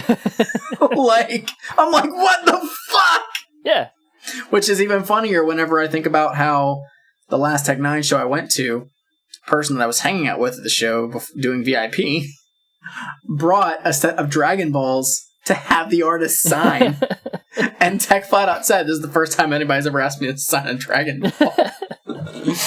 But like, and when hell, we talked about it like with Blam from Jamie Madrox, who was Mr. Bones. Like, just be a nerdcore rapper. Like, just do that. Doesn't have to. You can. Well, no, but the fact is if Jamie Madrox decided he wanted to do that, it would hit. Well, I mean, that's the thing though, because he knows all that shit. If you're doing nerdcore rap, what you're actually doing is just rap. Like, you're just rapping. Like, it's because like, you know, people have drawn a comparison. Jamie, do what you're doing. Remove the horrorcore. We're good.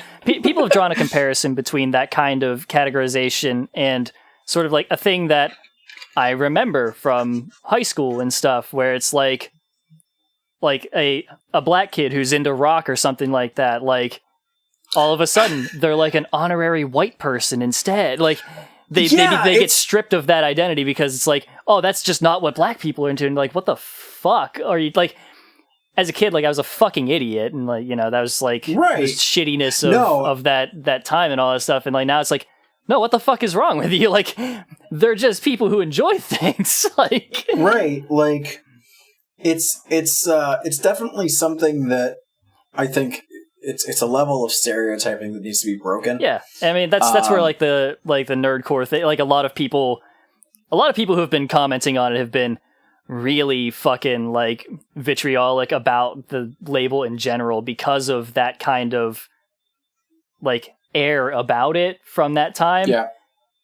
But the scene has definitely changed a lot, like with a lot of the people who are in it and stuff. And I mean, like, even in that way, like nerdcore artists, they kind of like float on the edge of it because it's kind of like, in some ways, it having that label can be like delegitimizing to some people, even though it's like the people who acknowledge that, like, you know, hip hop is already a nerdy thing will still use that, like, if they see like nerdcore hip hop, they'll still use that as like a delegitimizing adjective to add to it because of the way that they view it as, you know, that kind of thing. It's less real. Where it's like, but no, you recognize that it's just hip hop. Like, yeah.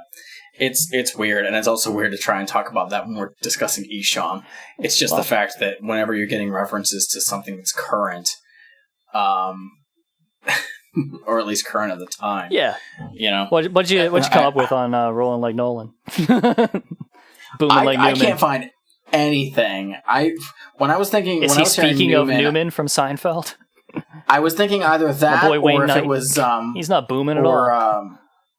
He wheezes. Who was it? Randy Newman? Oh my Was that god, the other one. he's not booming either. He rambles. I don't know. It's I don't know. out there. I find nothing. Rolling like Nolan. Chris I have Nolan. no idea. I don't know. I have no idea. What was Christopher Nolan doing at the time?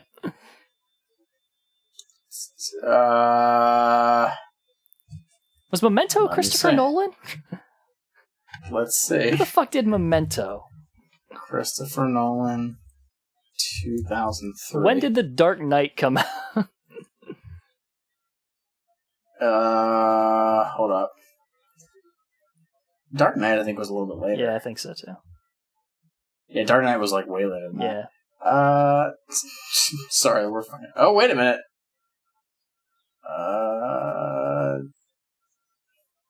Shit. I doubt this is about Christopher Nolan. Oh, but wait I a minute. know. Wait a minute. What? Batman captures director Nolan in 2003. Yeah. Wait, hold up. I thought he had something from way back. Yeah, maybe that. When did this article was corrected on January 28, 2003? Get the what the fuck? Get out of here! Cutting what so the much out of actual this episode. shit. This episode's going to be 5 minutes long by the time I'm done with it. Yeah, it seems like it. What the fuck? I don't know. I can't see your screen. Oh my god! It's really weird. Like the shit that they were trying to. I wish I had a tablet so I could accomplish just back look in this up 2003. Yeah, so at this point in 2003, it looks like he was already going to be working on the Batman franchise. It says Warner Brothers has enlisted Memento director Christopher Nolan to revive its Batman franchise. Memento. So that was in 2000. So that was in 2003. So clearly, maybe it's referencing Christopher Nolan. Who fucking knows? Go watch Memento. It's a good movie. I don't know. I don't know what that is. I've never seen it. It's one of those movies that plays out in reverse, sort of.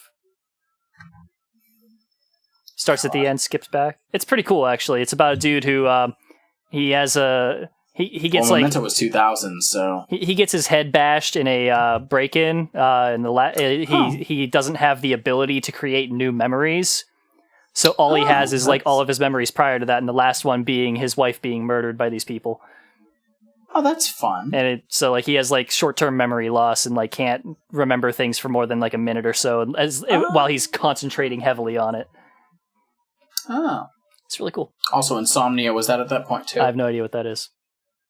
Oh, Insomnia? Al Pacino, Robin Williams. Oh, shit. Yep. Anyway, Esham.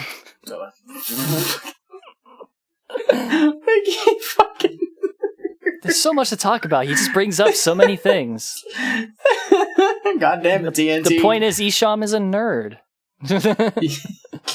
Well, Esham wasn't. TNT was. He brought up the Megatron thing. Line. Shut up. TNT just brought up Nolan true. and Newman, and who the fuck knows who he's talking about? Well, we were looking for so goddamn long to figure it out. God damn it. Let's move on. Track 13. Get dough. Get dough.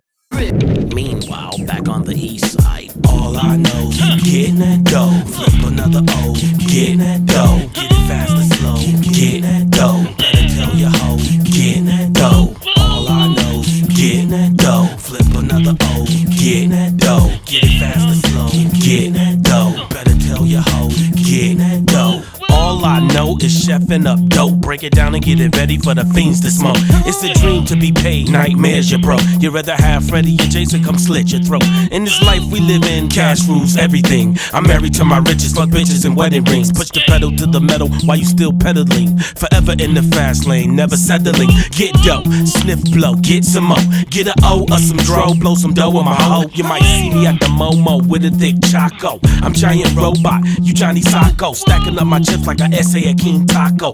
Hot like Tabasco, like me, but you're not up. Hoes, they love to lick on my balls. Drop to their knees and crawl like a dog.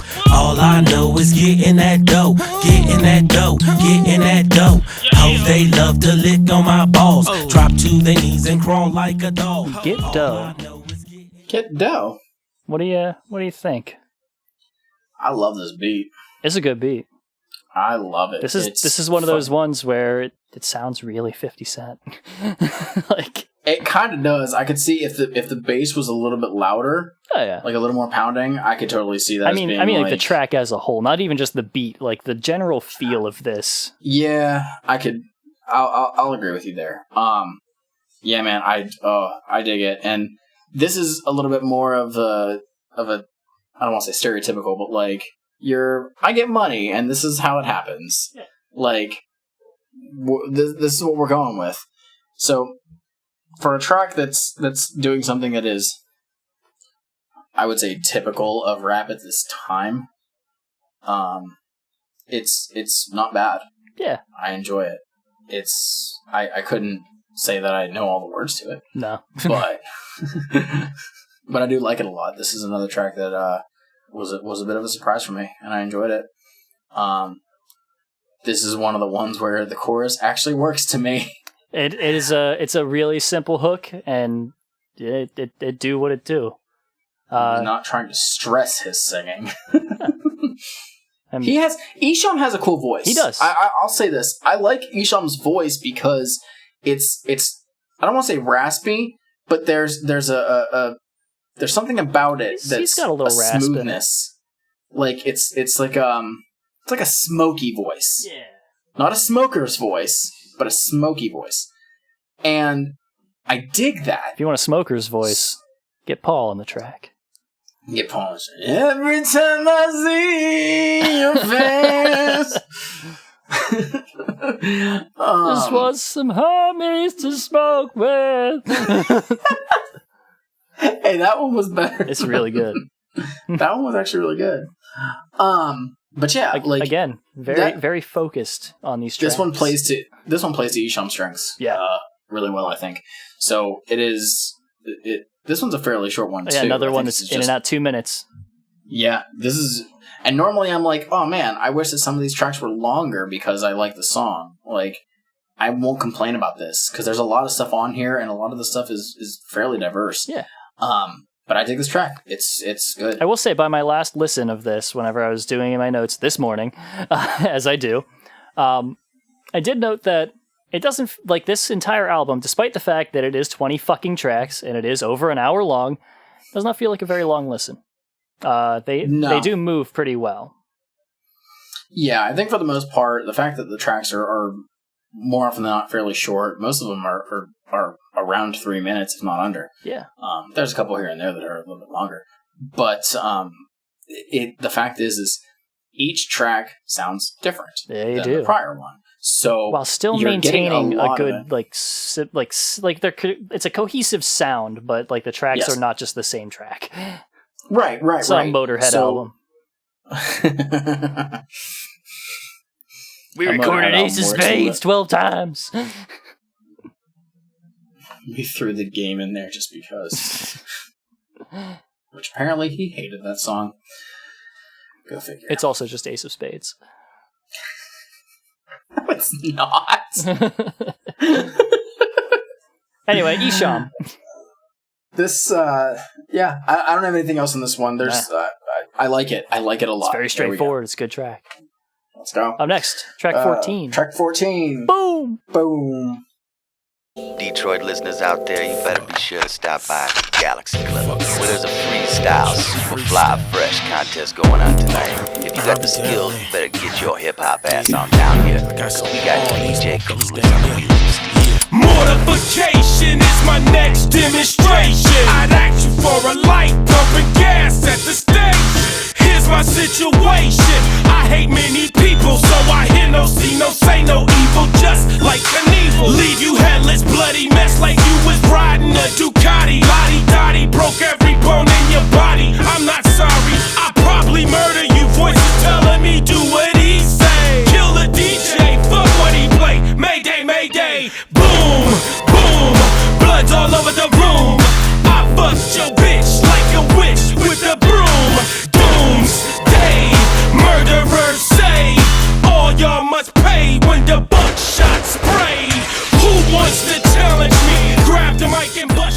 that a hook? Yeah, I believe so. All right. Boom. That's boom. So this is the other track that was handled primarily by Mike P, it seems. Mike P? Yep. Doesn't seem like a Mike. This one I would throw to a Fritz the Cat. More so, but okay. It just says that was composed by Mike P. Interesting. There might have been some engineering by Fritz on it, so... Who knows? I still don't fully know what the difference between all that stuff is. But, I mean, you know what? It's okay. So, boom. They kill, you know? This is another Psychopathic song. Yeah. This really is. And it's got a kind of... Okay, this might sound weird, but there's a level of... It kind of has like some kind of an industrial type feel. Yeah. In that chorus with those like really hard hits that show up. That reminds me of some of the stuff from Freak Show. Yeah. And it's not so... I know that like we had some criticisms about the production on Freak Show before. But I don't mind it on this song mostly because it's just this song that has it. It's not on the entire thing. Yeah. But another thing about this song is it does have a guest star on it. It does. This does feature Violent J. It does.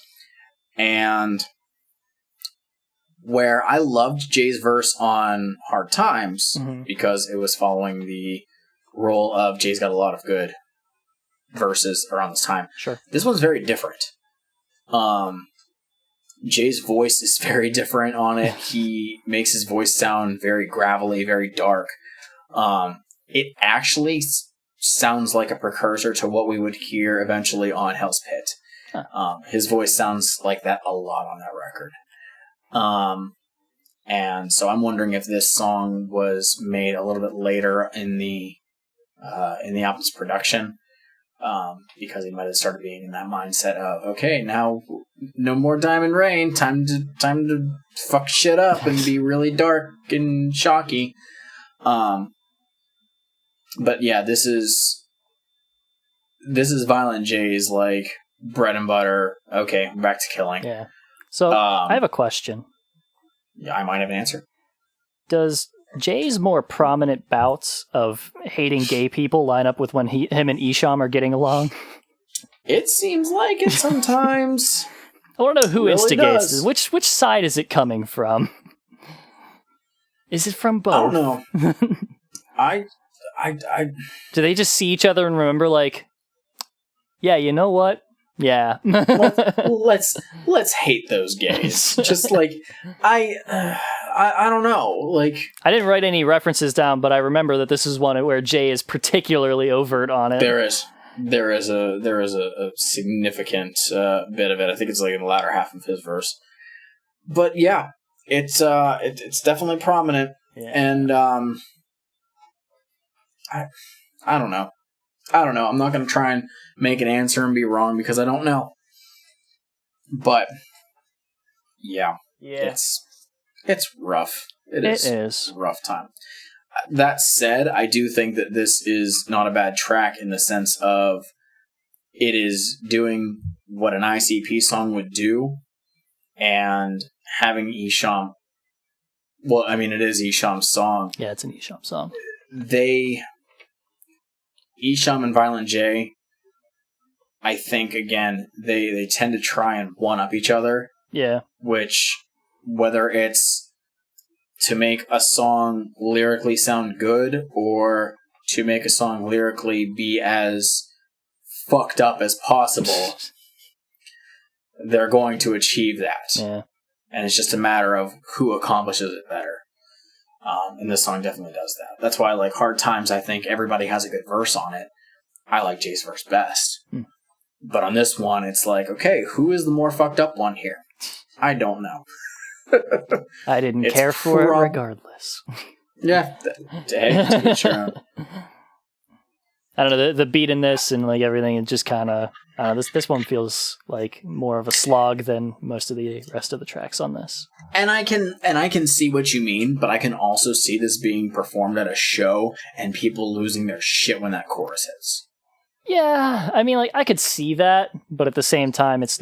Especially whenever they have lights going on at the same time. Yeah, I mean, I don't know. For me, it doesn't... I understand that, and I could see it. It's not one that would really do it for me, I don't think. It's not like It's not like a chicken hunting, you know? I'm in for a chicken hunting. Yeah, get that slaughterhouse mix running and you're good. You know, get out of my house. I'm throwing my phone out the window. This ain't no hocus pocus head hunters mix. Jesus Christ.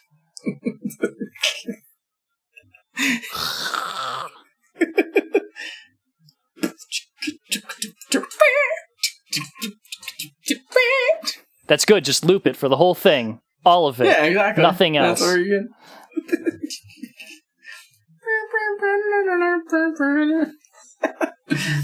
Yeah, I got nothing else on this one, man. Yeah, no, I don't have much to say about it. I think we're good to move on then. Next, track 15, Detroit. Yo, yeah, yo, yo, 7 Mile, yo, crash it, yo, 6 Mile, yo, 5 Mile, yo. In Detroit, everybody's hungry trying to hustle. In Detroit, nobody's gotta deal with Russell. In Detroit, you'll be lucky if you're not the victim of a shooting. In Detroit, crackhead zombies still prostituting. In Detroit, where the underground rap don't get played on the airwaves unless poor or Bushman got paid. In Detroit, bitch, you ain't even from Detroit. Fuck your rap, 7 Mile is where the hustlers at. In Detroit, ain't no fucking freestyling, ain't no time for that. Got 24s on the 84 Rego, and I'm grinding. Detroit, know my name. In Detroit, it's cocaine. In Detroit, don't play no hoe games, they'll blow out your brains. In Detroit, you can catch me on 7 Mile. In Detroit, where the bitches and niggas, they live wild. In Detroit, where you find that dope game is shitty. In Detroit, where the bitches show assholes and titties. In Detroit, where the niggas and bitches, they be on cars. In Detroit, we got hood rats and ghetto stars. In Detroit, we ain't taking no shit from nobody. In Detroit, we got Sammy the Bulls and John Gotti. In Detroit, we got pimps and Blair, hoes and Max. In Detroit, we ride Regals and Chevys and Cadillacs. Getting money better stack from the rap or the crack. In Detroit, it's like that. Liquor stores for the black. In Detroit, we got Arabs that look like Bin Laden. In Detroit, we got bitches and niggas that stay plotting. In Detroit, we stay rotten. Detroit. Esham, you're not technically from Detroit. There it is. You call it out. The reckoning. But you're not born from there. Okay, you're still going by like the born part of it. When did he live in Detroit? Like, I wasn't born in Beaver County. I was born in Allegheny County in the Allegheny General Hospital, but I lived in Beaver County. So you're from Pittsburgh. You're an idiot. It actually doesn't say. Oh. Yeah, I don't know. I can't remember who says it. It's probably Esham, who says, rabbit killer who kill rabbit. Speaking, of course, of B-Rabbit from the movie 8 Mile. I didn't even think about that line. Yeah, that's the thing. He's still on that. He really just really hates Eminem. 8 Mile was a pretty good movie. I liked it. It was alright. Yeah. Still watch that ending every once in a while. It's a pretty good ending. I like Scott has Detroit artist King Gordy in it at one point. Oh, yeah? Have you seen the movie? Yes, I've seen it. So the part whenever Eminem is at that radio studio and he starts beating the shit out of his buddy because his friend was having sex with Brittany Murphy. Yeah. In the room next door, they're interviewing this one rapper, and it is King Gordy. And I didn't realize it at first when I first saw it, because I didn't know who King Gordy was. And then I saw him later on after I started getting into this kind of music. Huh. And I was like, oh, holy shit. That's him. Nice. He is currently on Magic Ninja Records. Interesting. Or Magic Ninja Entertainment. Fuck. So Detroit's got a lot of shit. Yeah. There's a whole lot of stuff in Detroit. it's really weird that we get this kind of song from Esham and TNT, and they're great on this track. Yeah. I really do enjoy it. I'm really surprised that ICP did not make this kind of song beforehand. They did, kind of. Did they? Straight out of Detroit. A semi-cover, but you know. No. That's not it. Although, it's actually really interesting because when I heard this song, the style of how they're rapping with the phrase in Detroit and then they continue. Yeah. It actually reminds me of a song that we'll come across eventually from Hell's Pit, actually. Interesting. The way that they structure the song is very reminiscent of the song. Is it 24? It's a TV show. I can't remember offhand. No, just no. Actually, I'm gonna check now because it's gonna bother me if I don't get it. It might be 24 that I'm thinking of. Yeah, I'm almost certain it's 24. But basically, yeah, just the style of that song is like that's the first thing I thought of whenever I was listening to this. But yeah, everybody, both Esham and TNT do a pretty damn good job on this. TNT takes a hardline stance against beating women. Yeah. Let me see. Are you looking up lyrics? Let me see. Yeah, I am. You're looking for the reference. Yeah. Let's see.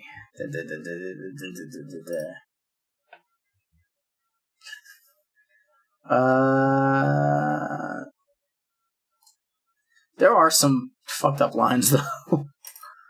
Look, I'm impressed with his one stance that he takes. I'll take that and walk with it.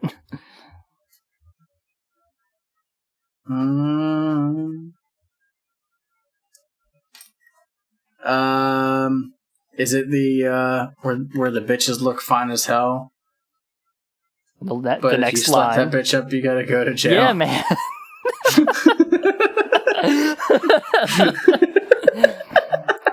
That's a hard line stance to me, you know? I feel like that's the best I can hope for. Oh god. Okay. It's a song on a Psychopathic Records album. You know what? I'm gonna take what I can get. We also get another reference to Esham mentioning supervillains. So they really just wanted a supervillain to be a thing. They did.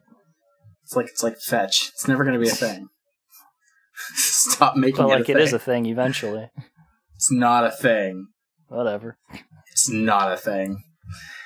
All right. Anything else? I am. No, I think I'm good to move on. I'm all Detroited out, so. You Detroited out? Well, guess what? Esham is always Detroit. Always Detroit. So you gotta keep with that Detroit. No matter what. Are you saying that I need just do it. Boss up? Boss up. Boss up. Yeah. Boss up. Boss up. Boss up. Boss up. Say what? Boss up. Boss up. Boss up, don't get me crossed up. We like to drink the sauce up, toss money at the bar and floss up. Boss up, y'all know who's the nicest. I'm from Detroit, player, I don't care what the price is.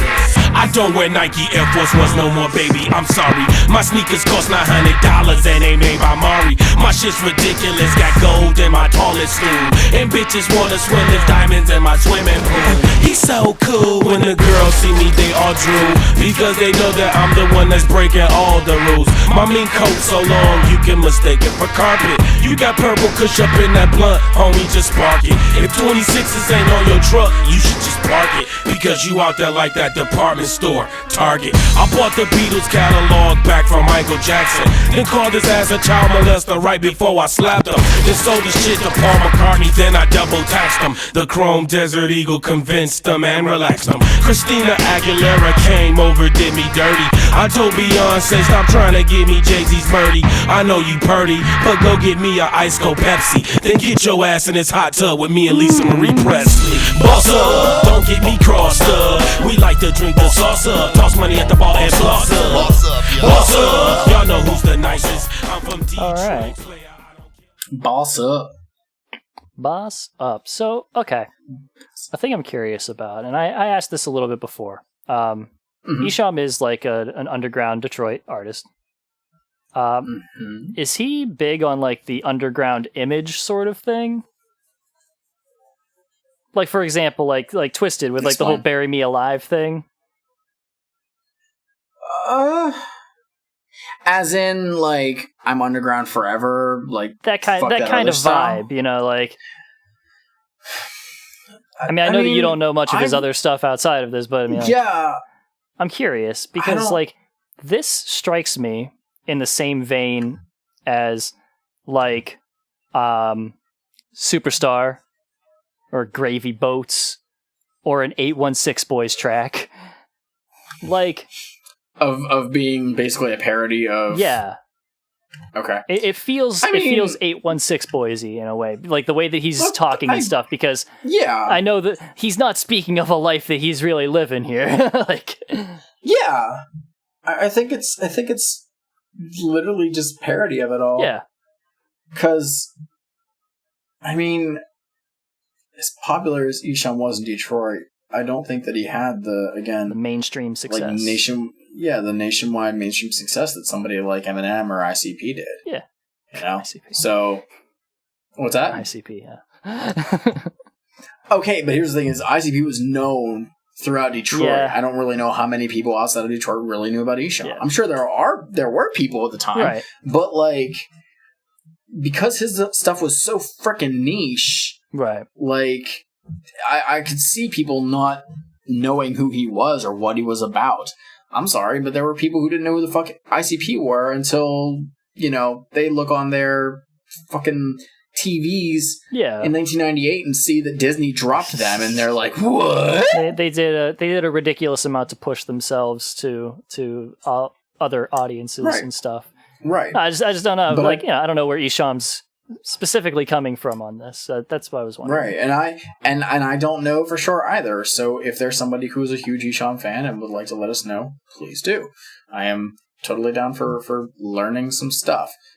Unfortunately, my knowledge with Esham is very limited, and all I know is either I know that A, ICP have revered him as, you know, the godfather of the wicked shit, sure. And B, they diss each other seemingly every other year, and then they're fine. And I have no fucking clue what's going on. Big Show levels of heel face turns. Oh my god! Shut the fuck up. Go watch the Big Show show. Don't watch it. But yeah, like I don't know his the amount of tongue in cheek in this. I'm curious because I mean like. I imagine there's a lot of it. There's obviously a lot of it in this with what he's talking about.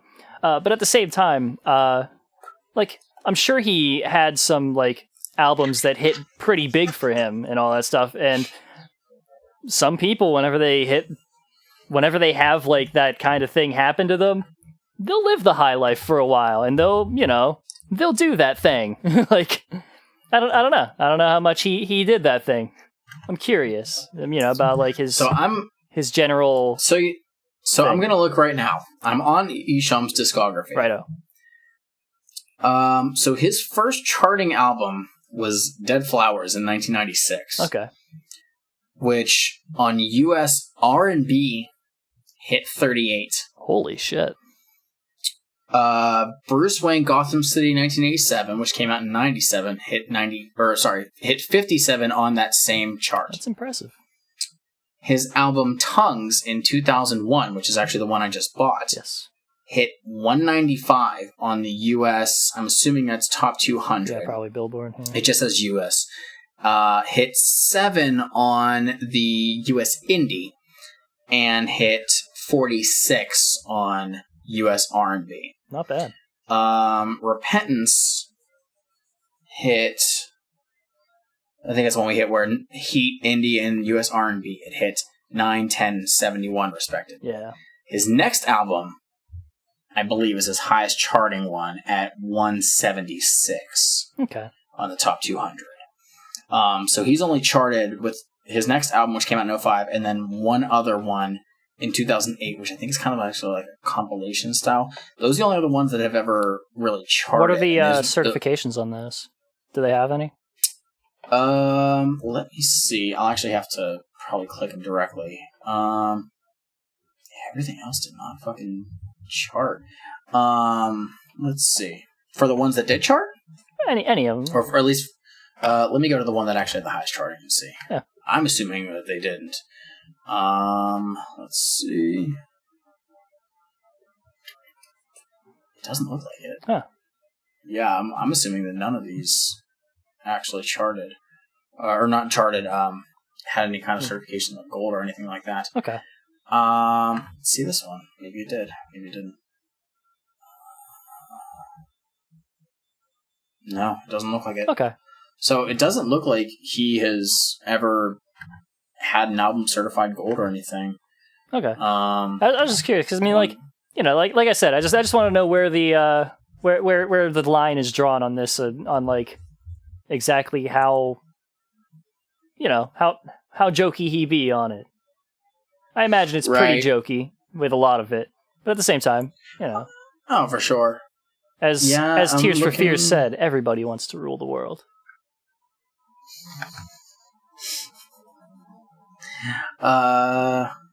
Yeah, it looks like he's never actually gone gold. Okay. So, I mean, it's unfortunate, but I mean, if for what he's doing, just continuing to make music, he does what he does, and I'm sure like he's doing fine. Obviously, like right. He wouldn't just continue. He wouldn't be able to continue doing it as much as he do if he wasn't doing okay off of it. Right. And I mean, at the same time, too, if you think about it, like, he, with him doing his own production and stuff, that's obviously saving him some money instead of, like, going to other producers or whatever. I don't know if he has his own studio or whatever, but, that's definitely something different, so. Just really interesting. Oh, wait. No, nothing charted. Or not charted. I keep saying charted. Nothing was certified. Nothing certified. Okay. That's crazy. Well, All right. That's we ready to move on? Yeah, that's Boss Up. Up next, track 17, Out Cold.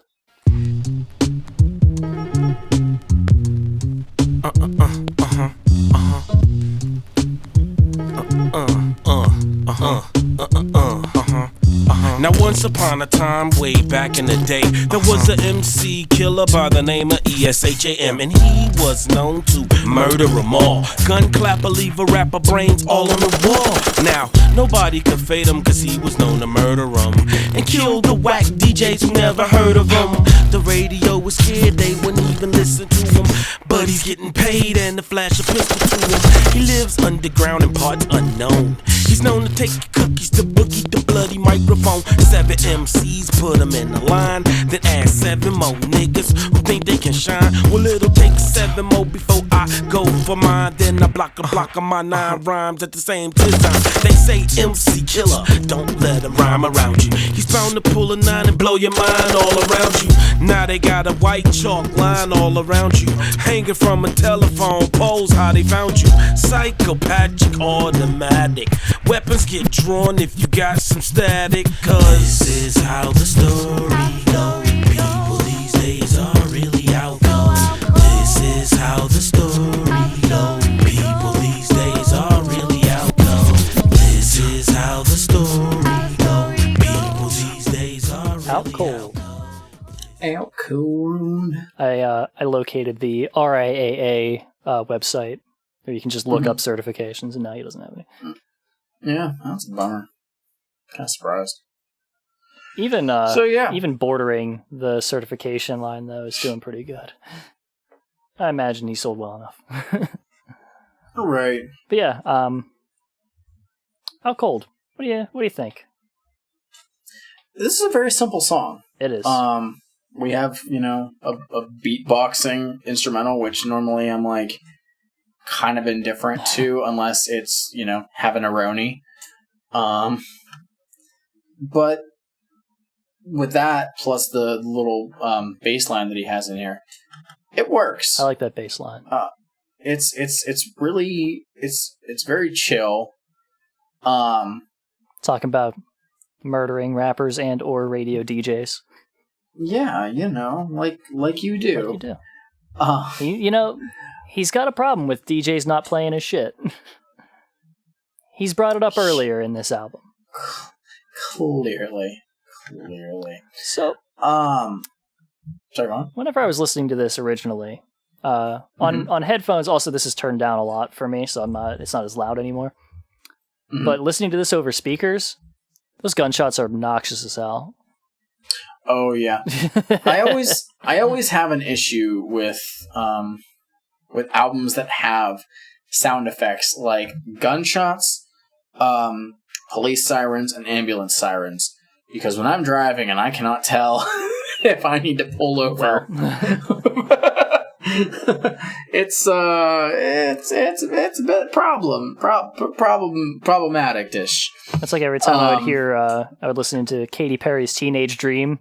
There is a tone in the hook to that sounds like your car door alert thing whenever you open it while your keys are in. Just like a tone that it sounds exactly like it in the background somewhere, and it just fucks me up every time. I didn't know that. That's funny.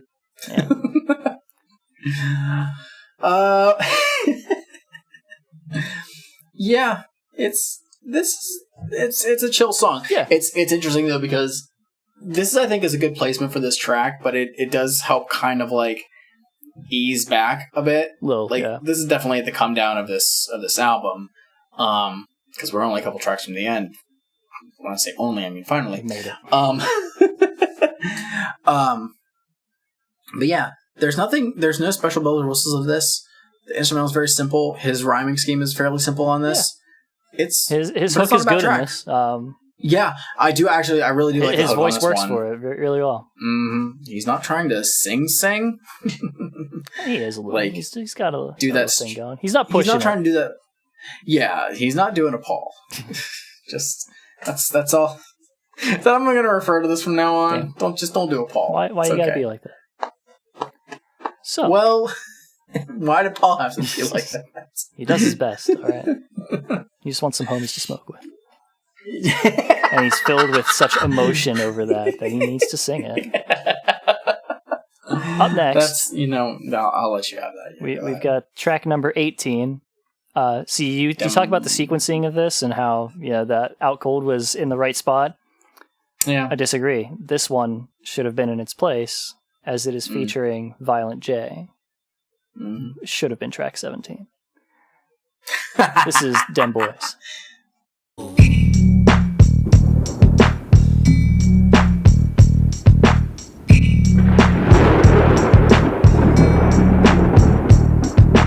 This one's for them boys with the drugs in their house. This one's for them boys with the slugs in their mouth. This one's for them boys with the taps on their phone. They know the haps on their zone. They peeling caps with the chrome. This was for them boys. Dirty Hoodlum. This was for them boys. Hustlers. This was for them boys. Dirty Hoodlum. This was for them boys. Hustlers. This is for the ones making cheddar that Fetty. All about they hustle. Make a def jam out in the streets without Russell. What's so strange as I came in the game with the ones who bang bang, make your brains hang, and it is a thing. Bitch, better have my motherfucking Fetty before I put this to your head and make your shit look like spaghetti. Y'all ain't ready. The hatchet slit you like a machete. Left hand bust the Roscoe, right hand hold the whip steady. This one's for them boys from the darkest corners to the streets of hell. These boys ain't no foreigners, and warring is every day, and the cost ain't soft. Even when they miss, you still get a shoulder blown off. This one's for the boys that chew hollow tips like gum and wash it down with Everclear, cause the care ain't dear. And these boys be the bad guys and can't switch. They put a bullet clean through your head and into your bitch. This one's for them boys with the drugs in their house. This one's for them boys with the slugs. Dem Boys. So this is an interesting tribute song to Dem Boys, and I feel like every time that we have a song that is for some group of people, the song isn't really. They never explain what is for them. Like, it's like this is for, and they spend the whole time defining who it's for, but they never give anything to them. But not what it is. What is it? What is the thing that's for them? Is it the beat? It's the song. The whole song? It's the whole song. Okay. Yeah. This description of you is for you. Yeah. I wrote this song about something that's for you, and it's this song. I hope you like it. It's like, this one's for you, Mike. And you're like, what? This. That sentence that I just said, that was for you. It's just for me. No one else can have it. Original sentence, do not steal. So shout outs to the people saying fuck the police though. Right. So this song, I digs it. It's pretty good. I dig this beat, like motherfucker. Mm-hmm. This one, like, this is an interesting one. We talk sometimes about riotous tracks. Yeah. This is this is definitely a possible entry for a riotous track with our boy Converse, Lil Shoe, as big sneaker, New Balance. Shout out to the new rider, no heel support. As in like lyrical content, is that what you mean? Yeah, the concept of it. Yeah. Like the way that the hook. Yeah. Oh god, that's right such there. a rider's hook. That is such a rider's hook. Yeah, you just cycle out who's singing the hook lines, and everyone else picks up them the posse part. Yeah. Yep. I love the beat for this one. For some reason, like, I've never paid attention to bass beats or bass lines so much on an album before. He's got good ones. Damn, does he got some good fucking bass lines on this entire record. And something about this one, man, I fucking love it. Like, I'm just sitting here, like, even if I tried to not, like, bop my head to it, man, I'm still bopping my fucking head to it. Hard. It's good. It's good. Oh, yeah.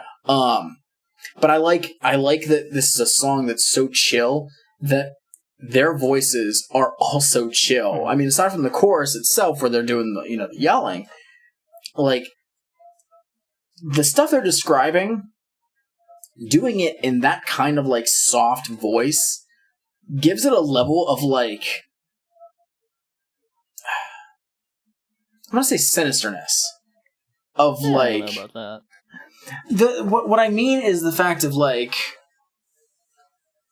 okay, where Jay is talking about, like, shooting people and shit. Doing it in that calm of a voice is almost more disturbing than having it being yelled. Whenever they like, I think sometimes in in scary movies, not that I watch many of them, but having the person who's like a killer or whatever yelling at you, yeah, that's scary. But the person, the killer who is calm, is almost creepier. It's way creepier than that, because it's like there's a certainty about it. There's a Richard Pryor bit about Jim Brown where he's talking about this dude who wanted to fight him, and then, like, he's got, like, his homies, like, holding him back, and so he's like, "Motherfucker!" And he says, Jim just said something that chilled him out. He said, "Boys, I think if you let the man go, he can express himself a little better." And the guy was just like, "Just back me out of here real slow. If any of you let me go, I will kill you."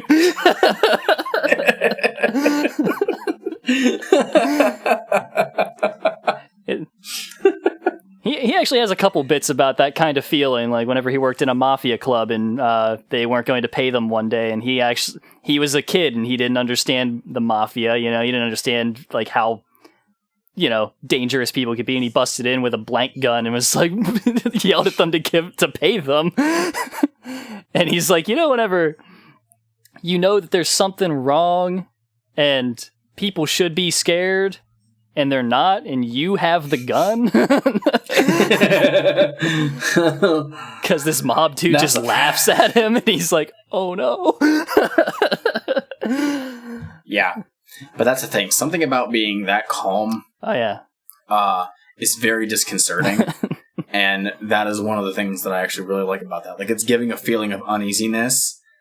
Or not that they're being uneasy, but they're giving me a feeling of uneasiness. Yeah. I like that. It's good for that song. For sure. So it does that very, very well. Each song that's had Violent J on this has been different. Like, for everything. And it's a testament to Esham to bring that out of Jay. Yeah. Because where Jay can be at times very one-dimensional throughout ICP itself, we've had 3 different verses completely from him, and it's kind of reassuring because it just shows that, hey, Jay can do more than just one thing. Normally something that we complain about with Shaggy Tudo, but we do what we can. Shaggy has evolved over time. He has, and that's the thing. It's just the fact that we don't hear him as much, so we don't get to really appreciate it. But yeah, the times we've heard Violent J on here, each verse I think has been a bit noteworthy. But I mean, my favorite one is still the one from Hard Times. So I got nothing else on this track though. It's dope. I enjoyed it a lot. All right. Yeah, I don't have anything else either. It's a good track. So, track 19. Home stretch. This is No War.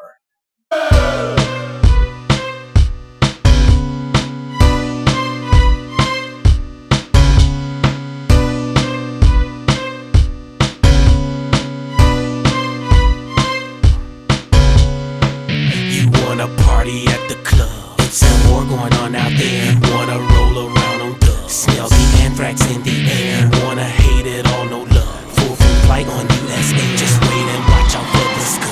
9/11, I was there. 1, 2, 3, 4. No war. 1, 2, 3, 4. No war. 1, 2, 3, 4. No war. 1, 2, 3, 4. No war. This boy is not a soldier. Somebody should've told ya. I'm striking like a cobra. The rap game now is over. I shot up homeboy's Rover with 50 shots to fold ya. You're screaming for Jehovah. You wish your mama hold ya. Just wanna be a roller. Money like Tommy Mottola. From slanging Coca-Cola. Started off from moving boulders. The world is getting colder. Shake them haters off my shoulders. I say I'm 730. They tell me I'm bipolar. You go tell Uncle Sam. No war in Afghanistan or Iraq or Iran. Many people dying, man. Shots go off in Bethlehem, even in Jerusalem. Christians killing Muslims. Tell me what you doing, man. You wanna party at the club? There you go. All right. Oops. Keep doing that. Just keep popping it straight off because I can't. My mouse is just not moving right. It's all good. So yeah, if you go on whenever I was on YouTube Music listening to this and it popped up, there was a feature on it actually. Yeah. It's not listed on the track title. Right. But it's not even really a guest. We get a spoken word section from Jumpsteady. And it sounds like he's also in that hook thing too. That sounds like Jumpsteady in there. Not like the hook, like the low part of it, but just the Hut 2, 3, 4 sounds like it could be a Jumpsteady. Oh, I don't know. It doesn't look like it, but Jumpsteady, who apparently at this point they just want to get him on stuff to describe war.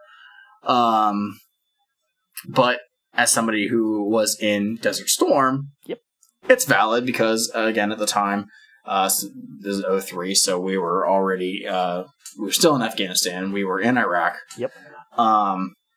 This is actually a very topical song from Psychopathic. Yeah. Which I believe credit to them. I believe the invasion had literally just happened that year. What Operation Iraqi Freedom? Yeah. Was that what it was? I don't remember. Is that what it was called? I don't know things. Yeah. So. Yeah, 2003. It was literally that same year that this was released. Mm-hmm.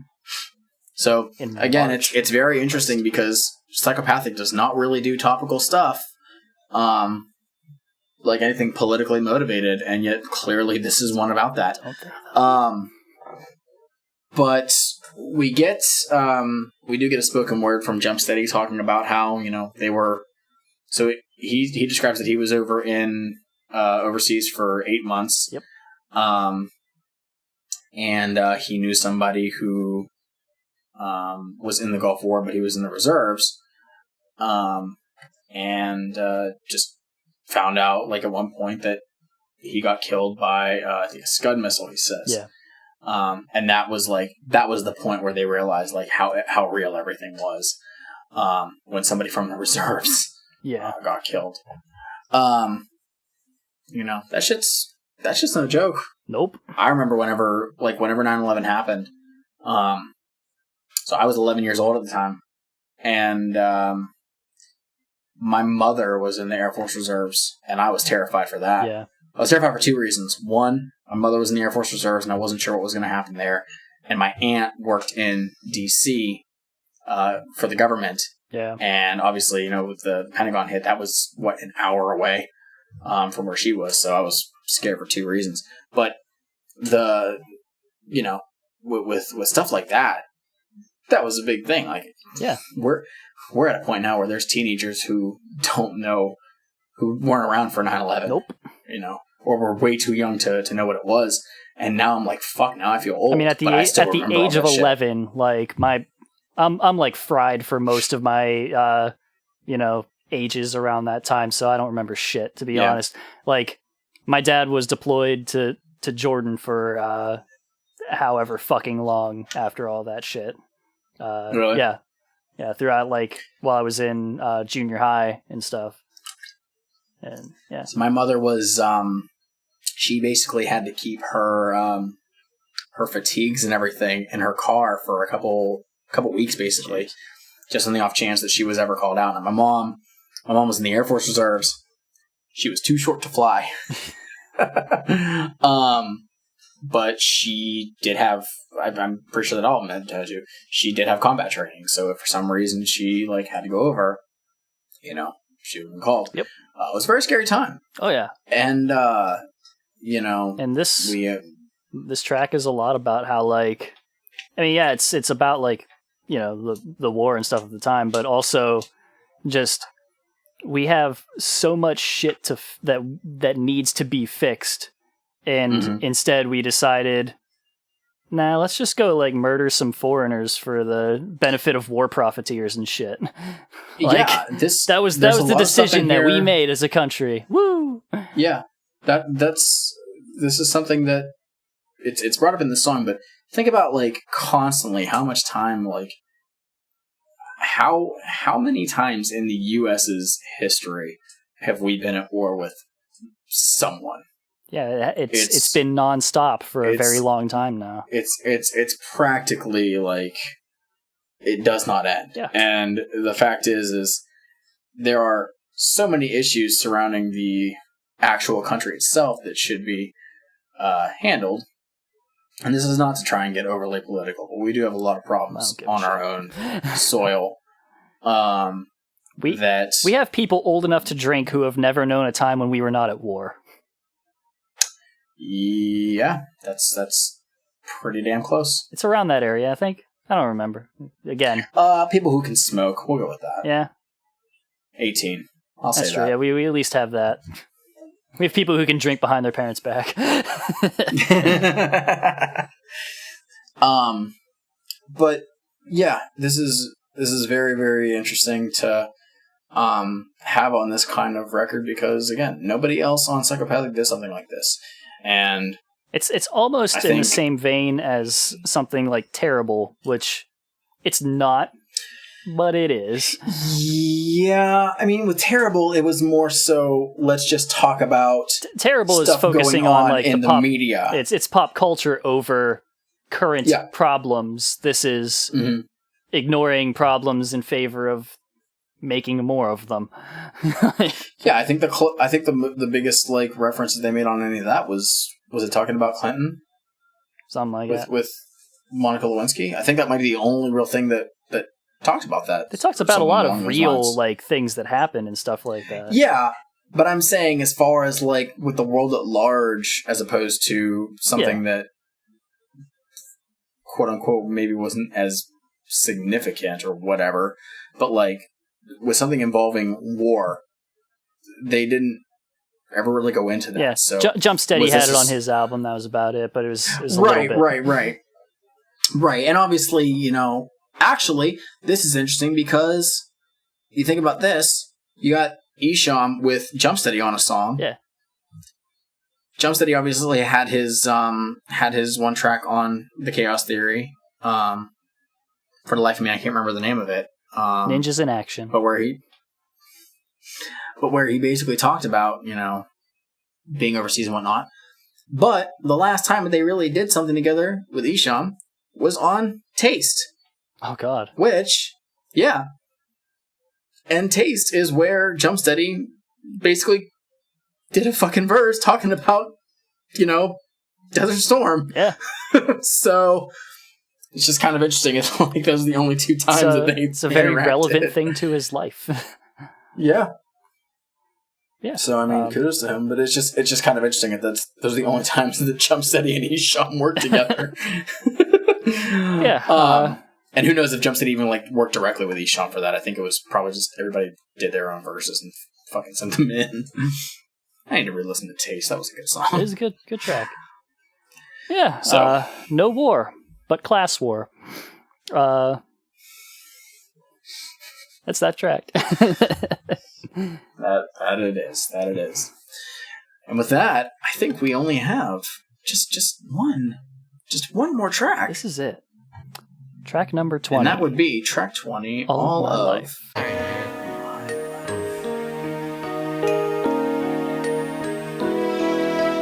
of my life.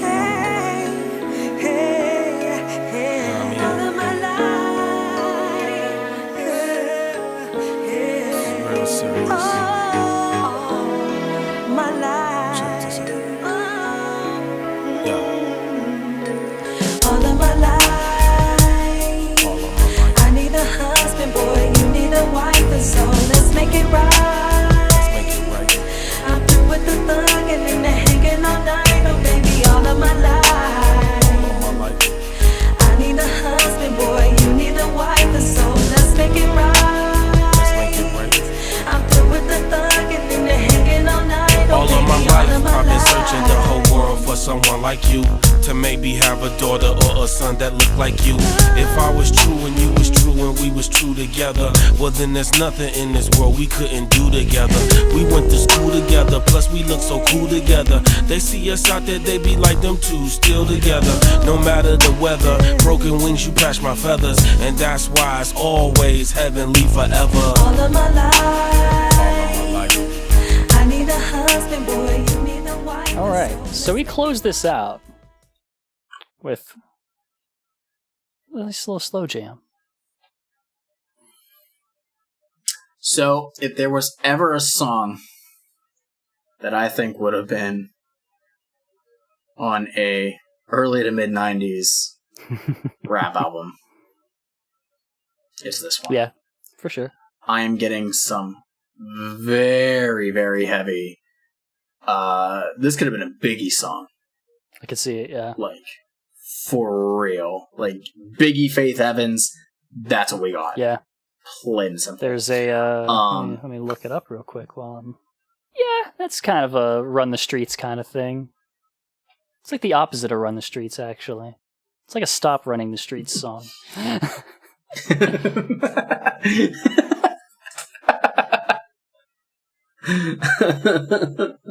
like that. But yeah, it's just, this is very chill. I think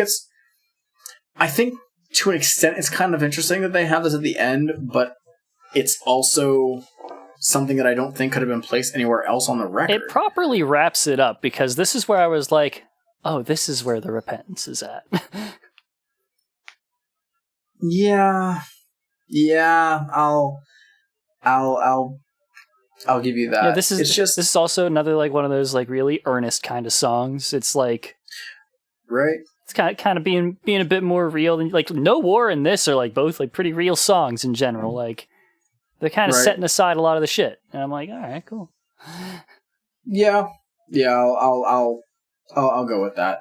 And I like the hook on it.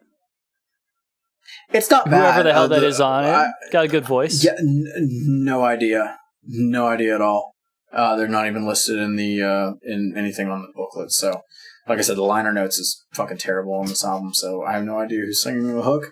But she has a very pretty voice, so I can't complain there. So at the very end of it, he completes the little confession thing of just like he's like I repent.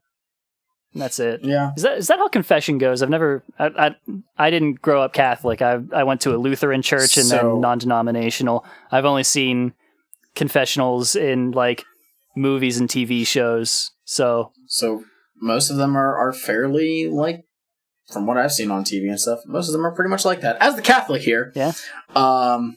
Yeah. Go in the thing, the open little thing, and they're like, yeah, bless me, Father, for I have sinned. It's been like a decade and a half since my last confession. Like, tell them your sins and whatnot. And then you get a minor lecture, I think. It's been a while. And then they're like, you know, for your penance, you have to say all these prayers and whatnot. Throw 10 Hail Marys. They got to be completions, at least one touchdown. Exactly. Yeah. I was never good at that part. But yeah, that's basically it. So it does make sense at the very end. And in a way, and I didn't think about this, but maybe, just maybe, the album is the confession. To an extent, but this also may be a way for him to say, like, to, again, give up the Esham the Unholy moniker. Putting down the old mantle. Maybe. Yeah, maybe. Yeah. I didn't think about that until just now. So I could be wrong. And again, I haven't listened to Esham's music past his Psychopathic stuff, so I don't know if he's reverted back to, you know, that really dark style of stuff. But yeah, it's just there's a sense of completion there. Yeah. Which, you know what? Not bad. It's a good way to round it off, given that nothing else, again, followed with the whole thing of going to a confessional. It's a very unusual song for the context of the entire album. Like it's notably different. It is a notably standout track in the way that it is just made and all that stuff. This general sound of it, but I like it. Yes. I like it for a finisher on it. Yeah, I can't remember if this is one of the ones that I decided I wanted to keep on my phone or not. Because literally whenever I did my listens, I was like, since I didn't put it on my phone, I was just listening on YouTube. Yeah. I was like typing the ones that I wanted to put back on my phone. Like, this can go on my rotation. This can go on my rotation. Fuck, mommy, I'm done with this song. Like, just keep. And I don't remember if I wanted this one or not, but I don't know. I think I appreciate it for what it is, though. So that, all in all, that's repentance. That is repentance. And what are your overall thoughts on this record? It's really good. I didn't really know what to expect out of it. I did not expect the sound that it had. It, like I said, I've said it a bunch of times through here. Like this isn't like a general Psychopathic Records album. This could have been released by any other major label from that time. It's really strange. It seems to me like, you know, like we've talked here and there about like we talk about it a lot with Twisted, where it's like it seems like Twisted doesn't really have the and like earlier on they didn't really have the freedom to, you know, kind of do the things that they wanted to do and all that stuff. They, you know, they had a bit of stifling and stuff in there, or it seems that way from the outside, and just their behavior with Psychopathic and then their behavior after that and just the different things that they did. It seems like Esham had a lot of autonomy in this. Like it seems like he's just able to do his own thing. Like he kind of was allowed to do whatever because he was established and looked up to. Right, and I think that's exactly what that is, because obviously I think that Violent J took Esham being on Psychopathic Records as being a major acquisition. Yeah. Given how strongly he felt about Esham, like basically putting them in the careers that they had. Mm-hmm. In the case of like obviously Twisted, it's why mess with a good thing? Yeah, like in the case of Twisted, it seems like Psychopathic bringing on Twisted is like, a big thing for Twisted. In this case, Esham joining Psychopathic is a big thing for Psychopathic. For Psychopathic, yes. And you know what? That's honestly a good way to think about it. Like when you think about with Twisted going on, they were the House of Crazies. Yeah. And by saying it that way, it's almost thinking like, oh, well, House of Crazies failed. Okay. So it's Psychopathic trying to build up the people from that group into something new. That's one way you could look at it. But at the same time, obviously, they're skilled at what they can do. Yeah. But the people at large wouldn't have known who they were. Right. Like the people outside of Detroit. With Esham, who has that huge connection with Detroit, that people know who he is, and now he's directly working with Insane Clown Posse and Psychopathic Records, and now he's wearing a Hatchet Man. Like he brings prestige with him. In a sense, yes. Yeah. So it does really make sense. Maybe that's why this album is so different than everything else, because it's not as touched by Joe Bruce that's what I'm hearing. As so many of the other stuff. That and also just him producing his own stuff. I mean, like it's right. He's obviously got his own style. I mean, we've brought it up before. Like Mike P is really fucking good at what he does. And Frisk the Cat has a lot of fucking talent behind the fucking boards. But like they have definite styles that they usually go with. Like they can do a lot, but yes. They have their own sounds to them and stuff. And Esham definitely brought his own sound. Like he didn't. There's no one else in this really. I mean, like Mike P is on some stuff, but this is Esham. Like and it's a very unique sound for Psychopathic. I agree, and to be frank, I am very glad that we actually decided to do this record. It's good, yeah. Again, when I purchased it, I may have given it a quick glance, but really, there was only the tracks that featured somebody else. The ones that featured Violent J, the ones that featured Twisted, like those are the only ones that really, I wanted to listen to. But upon checking this out now, I have a greater respect for this album. And I like a lot more of the songs now than I did before. So this was a real treat, honestly. Yeah. Because I don't have to look at this as just a Psychopathic Records album. I can look at this as just a hip-hop album and appreciate it for that. Yeah. So, I can just say that this is, yes, it's put out by Psychopathic. It has a Hatchet Man on it. But this is a hip-hop record that occasionally features something Juggalo related on it.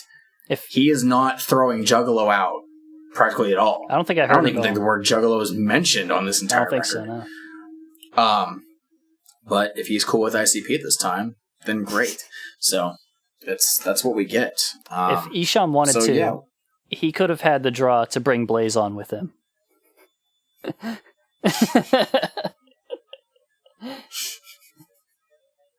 We missed that on Look at Me. Man. It's a shame. So, what are your three? All right, here we go. Woo Woo Woo Woo is going to be on there for sure. Probably Pay. I do like Pay. Okay. Where are we at here? What are we thinking? What are we thinking?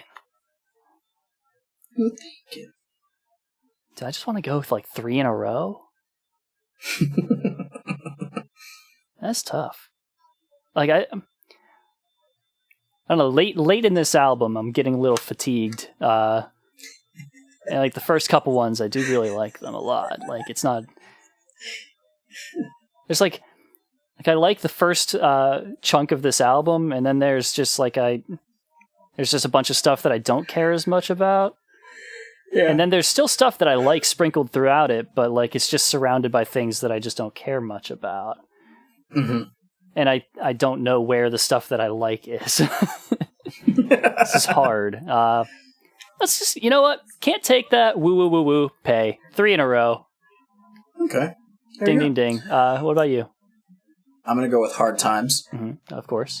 I'm going to go with Woo Woo Woo. Yeah. And I think Detroit. Them boys. it's close. It's close. It's either Dem Boys or No More Dying, honestly. That's fair. I really like either of those tracks, so it's kind of hard, but yeah, it's a toss up between those two. I can't just pick though.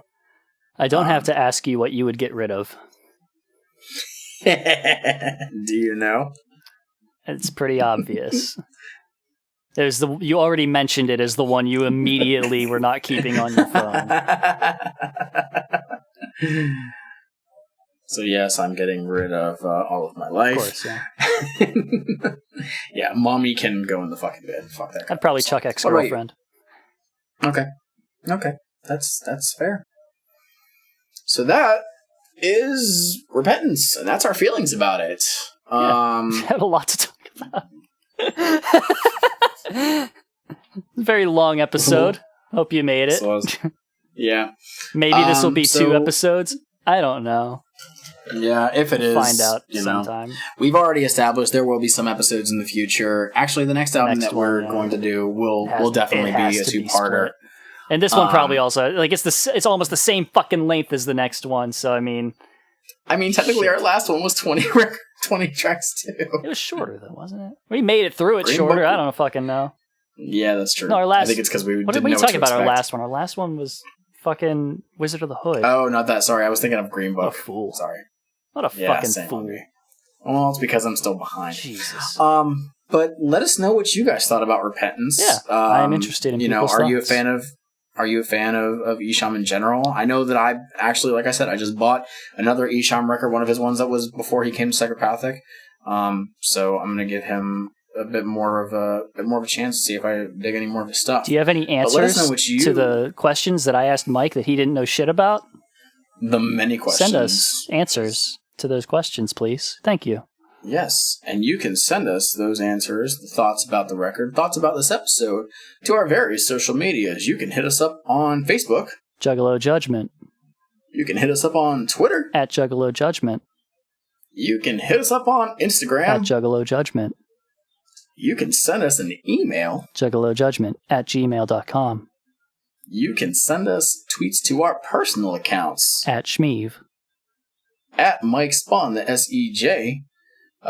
You can hit me up on my personal Instagram. I'm at Straight Edge Juggalo. You can try to hit me up on mine, but I won't answer because I don't look. I look at it a little bit more than I used to actually now. I occasionally check ours. I linked it so I can actually look at it now. And that's so that's it. We did it. Thanks as always for listening to the episodes. We really appreciate it, and we do appreciate any interaction that you have with us. It helps keep me sane as I sit in my apartment. And it's fun talking to people. It really is. I don't do a lot of the talking because y'all talk on fucking Instagram or something, but every once in a while, whenever there's a Twitter one, I look at it and I answer. Yeah, the couple Twitter ones hit me up on my personal one, and you know what? It's okay. It's okay. Dustin, hit up Shmeev more. He hits me up enough. Talk D&D. Okay. It's all cool. Oh, that's dope. I talked to our friend Stank Biscuits and my new friend. I'm calling us friends now, so you can't take it back. Twisted History. We're cool. Good pals. We're just like cutting strange. we cool. So yeah, thank you very much. It's a good thing you have a replacement as a co-host. I mean, they know more about it than me, so it'd be interesting. But one day we'll get that collaboration. There we go. So yeah, that's pretty much it. There's only one thing left to do. And what is that? Everybody at home, in your car, at work, walking down the street, singing with your doo-wah-diddy-diddy-dum-diddy-doo. Finish your Fagos. Girl, you deserve this. Ain't no telling what he did. Fuck him. Mine was already empty. Peace. Later. I wanna know, are you true? Can you woo woo woo woo? They don't look it like I do. Can you woo, woo, woo, woo? I wanna know, are you true? Can you woo, woo, woo, woo? They don't run this like we do. Can you woo, woo, woo, woo? Tell me you don't stare, don't lie, cause I can feel you there. I'm trying to get you near, that's why I kill her here. You looking at me weird, cause there's a hater in your ear. They on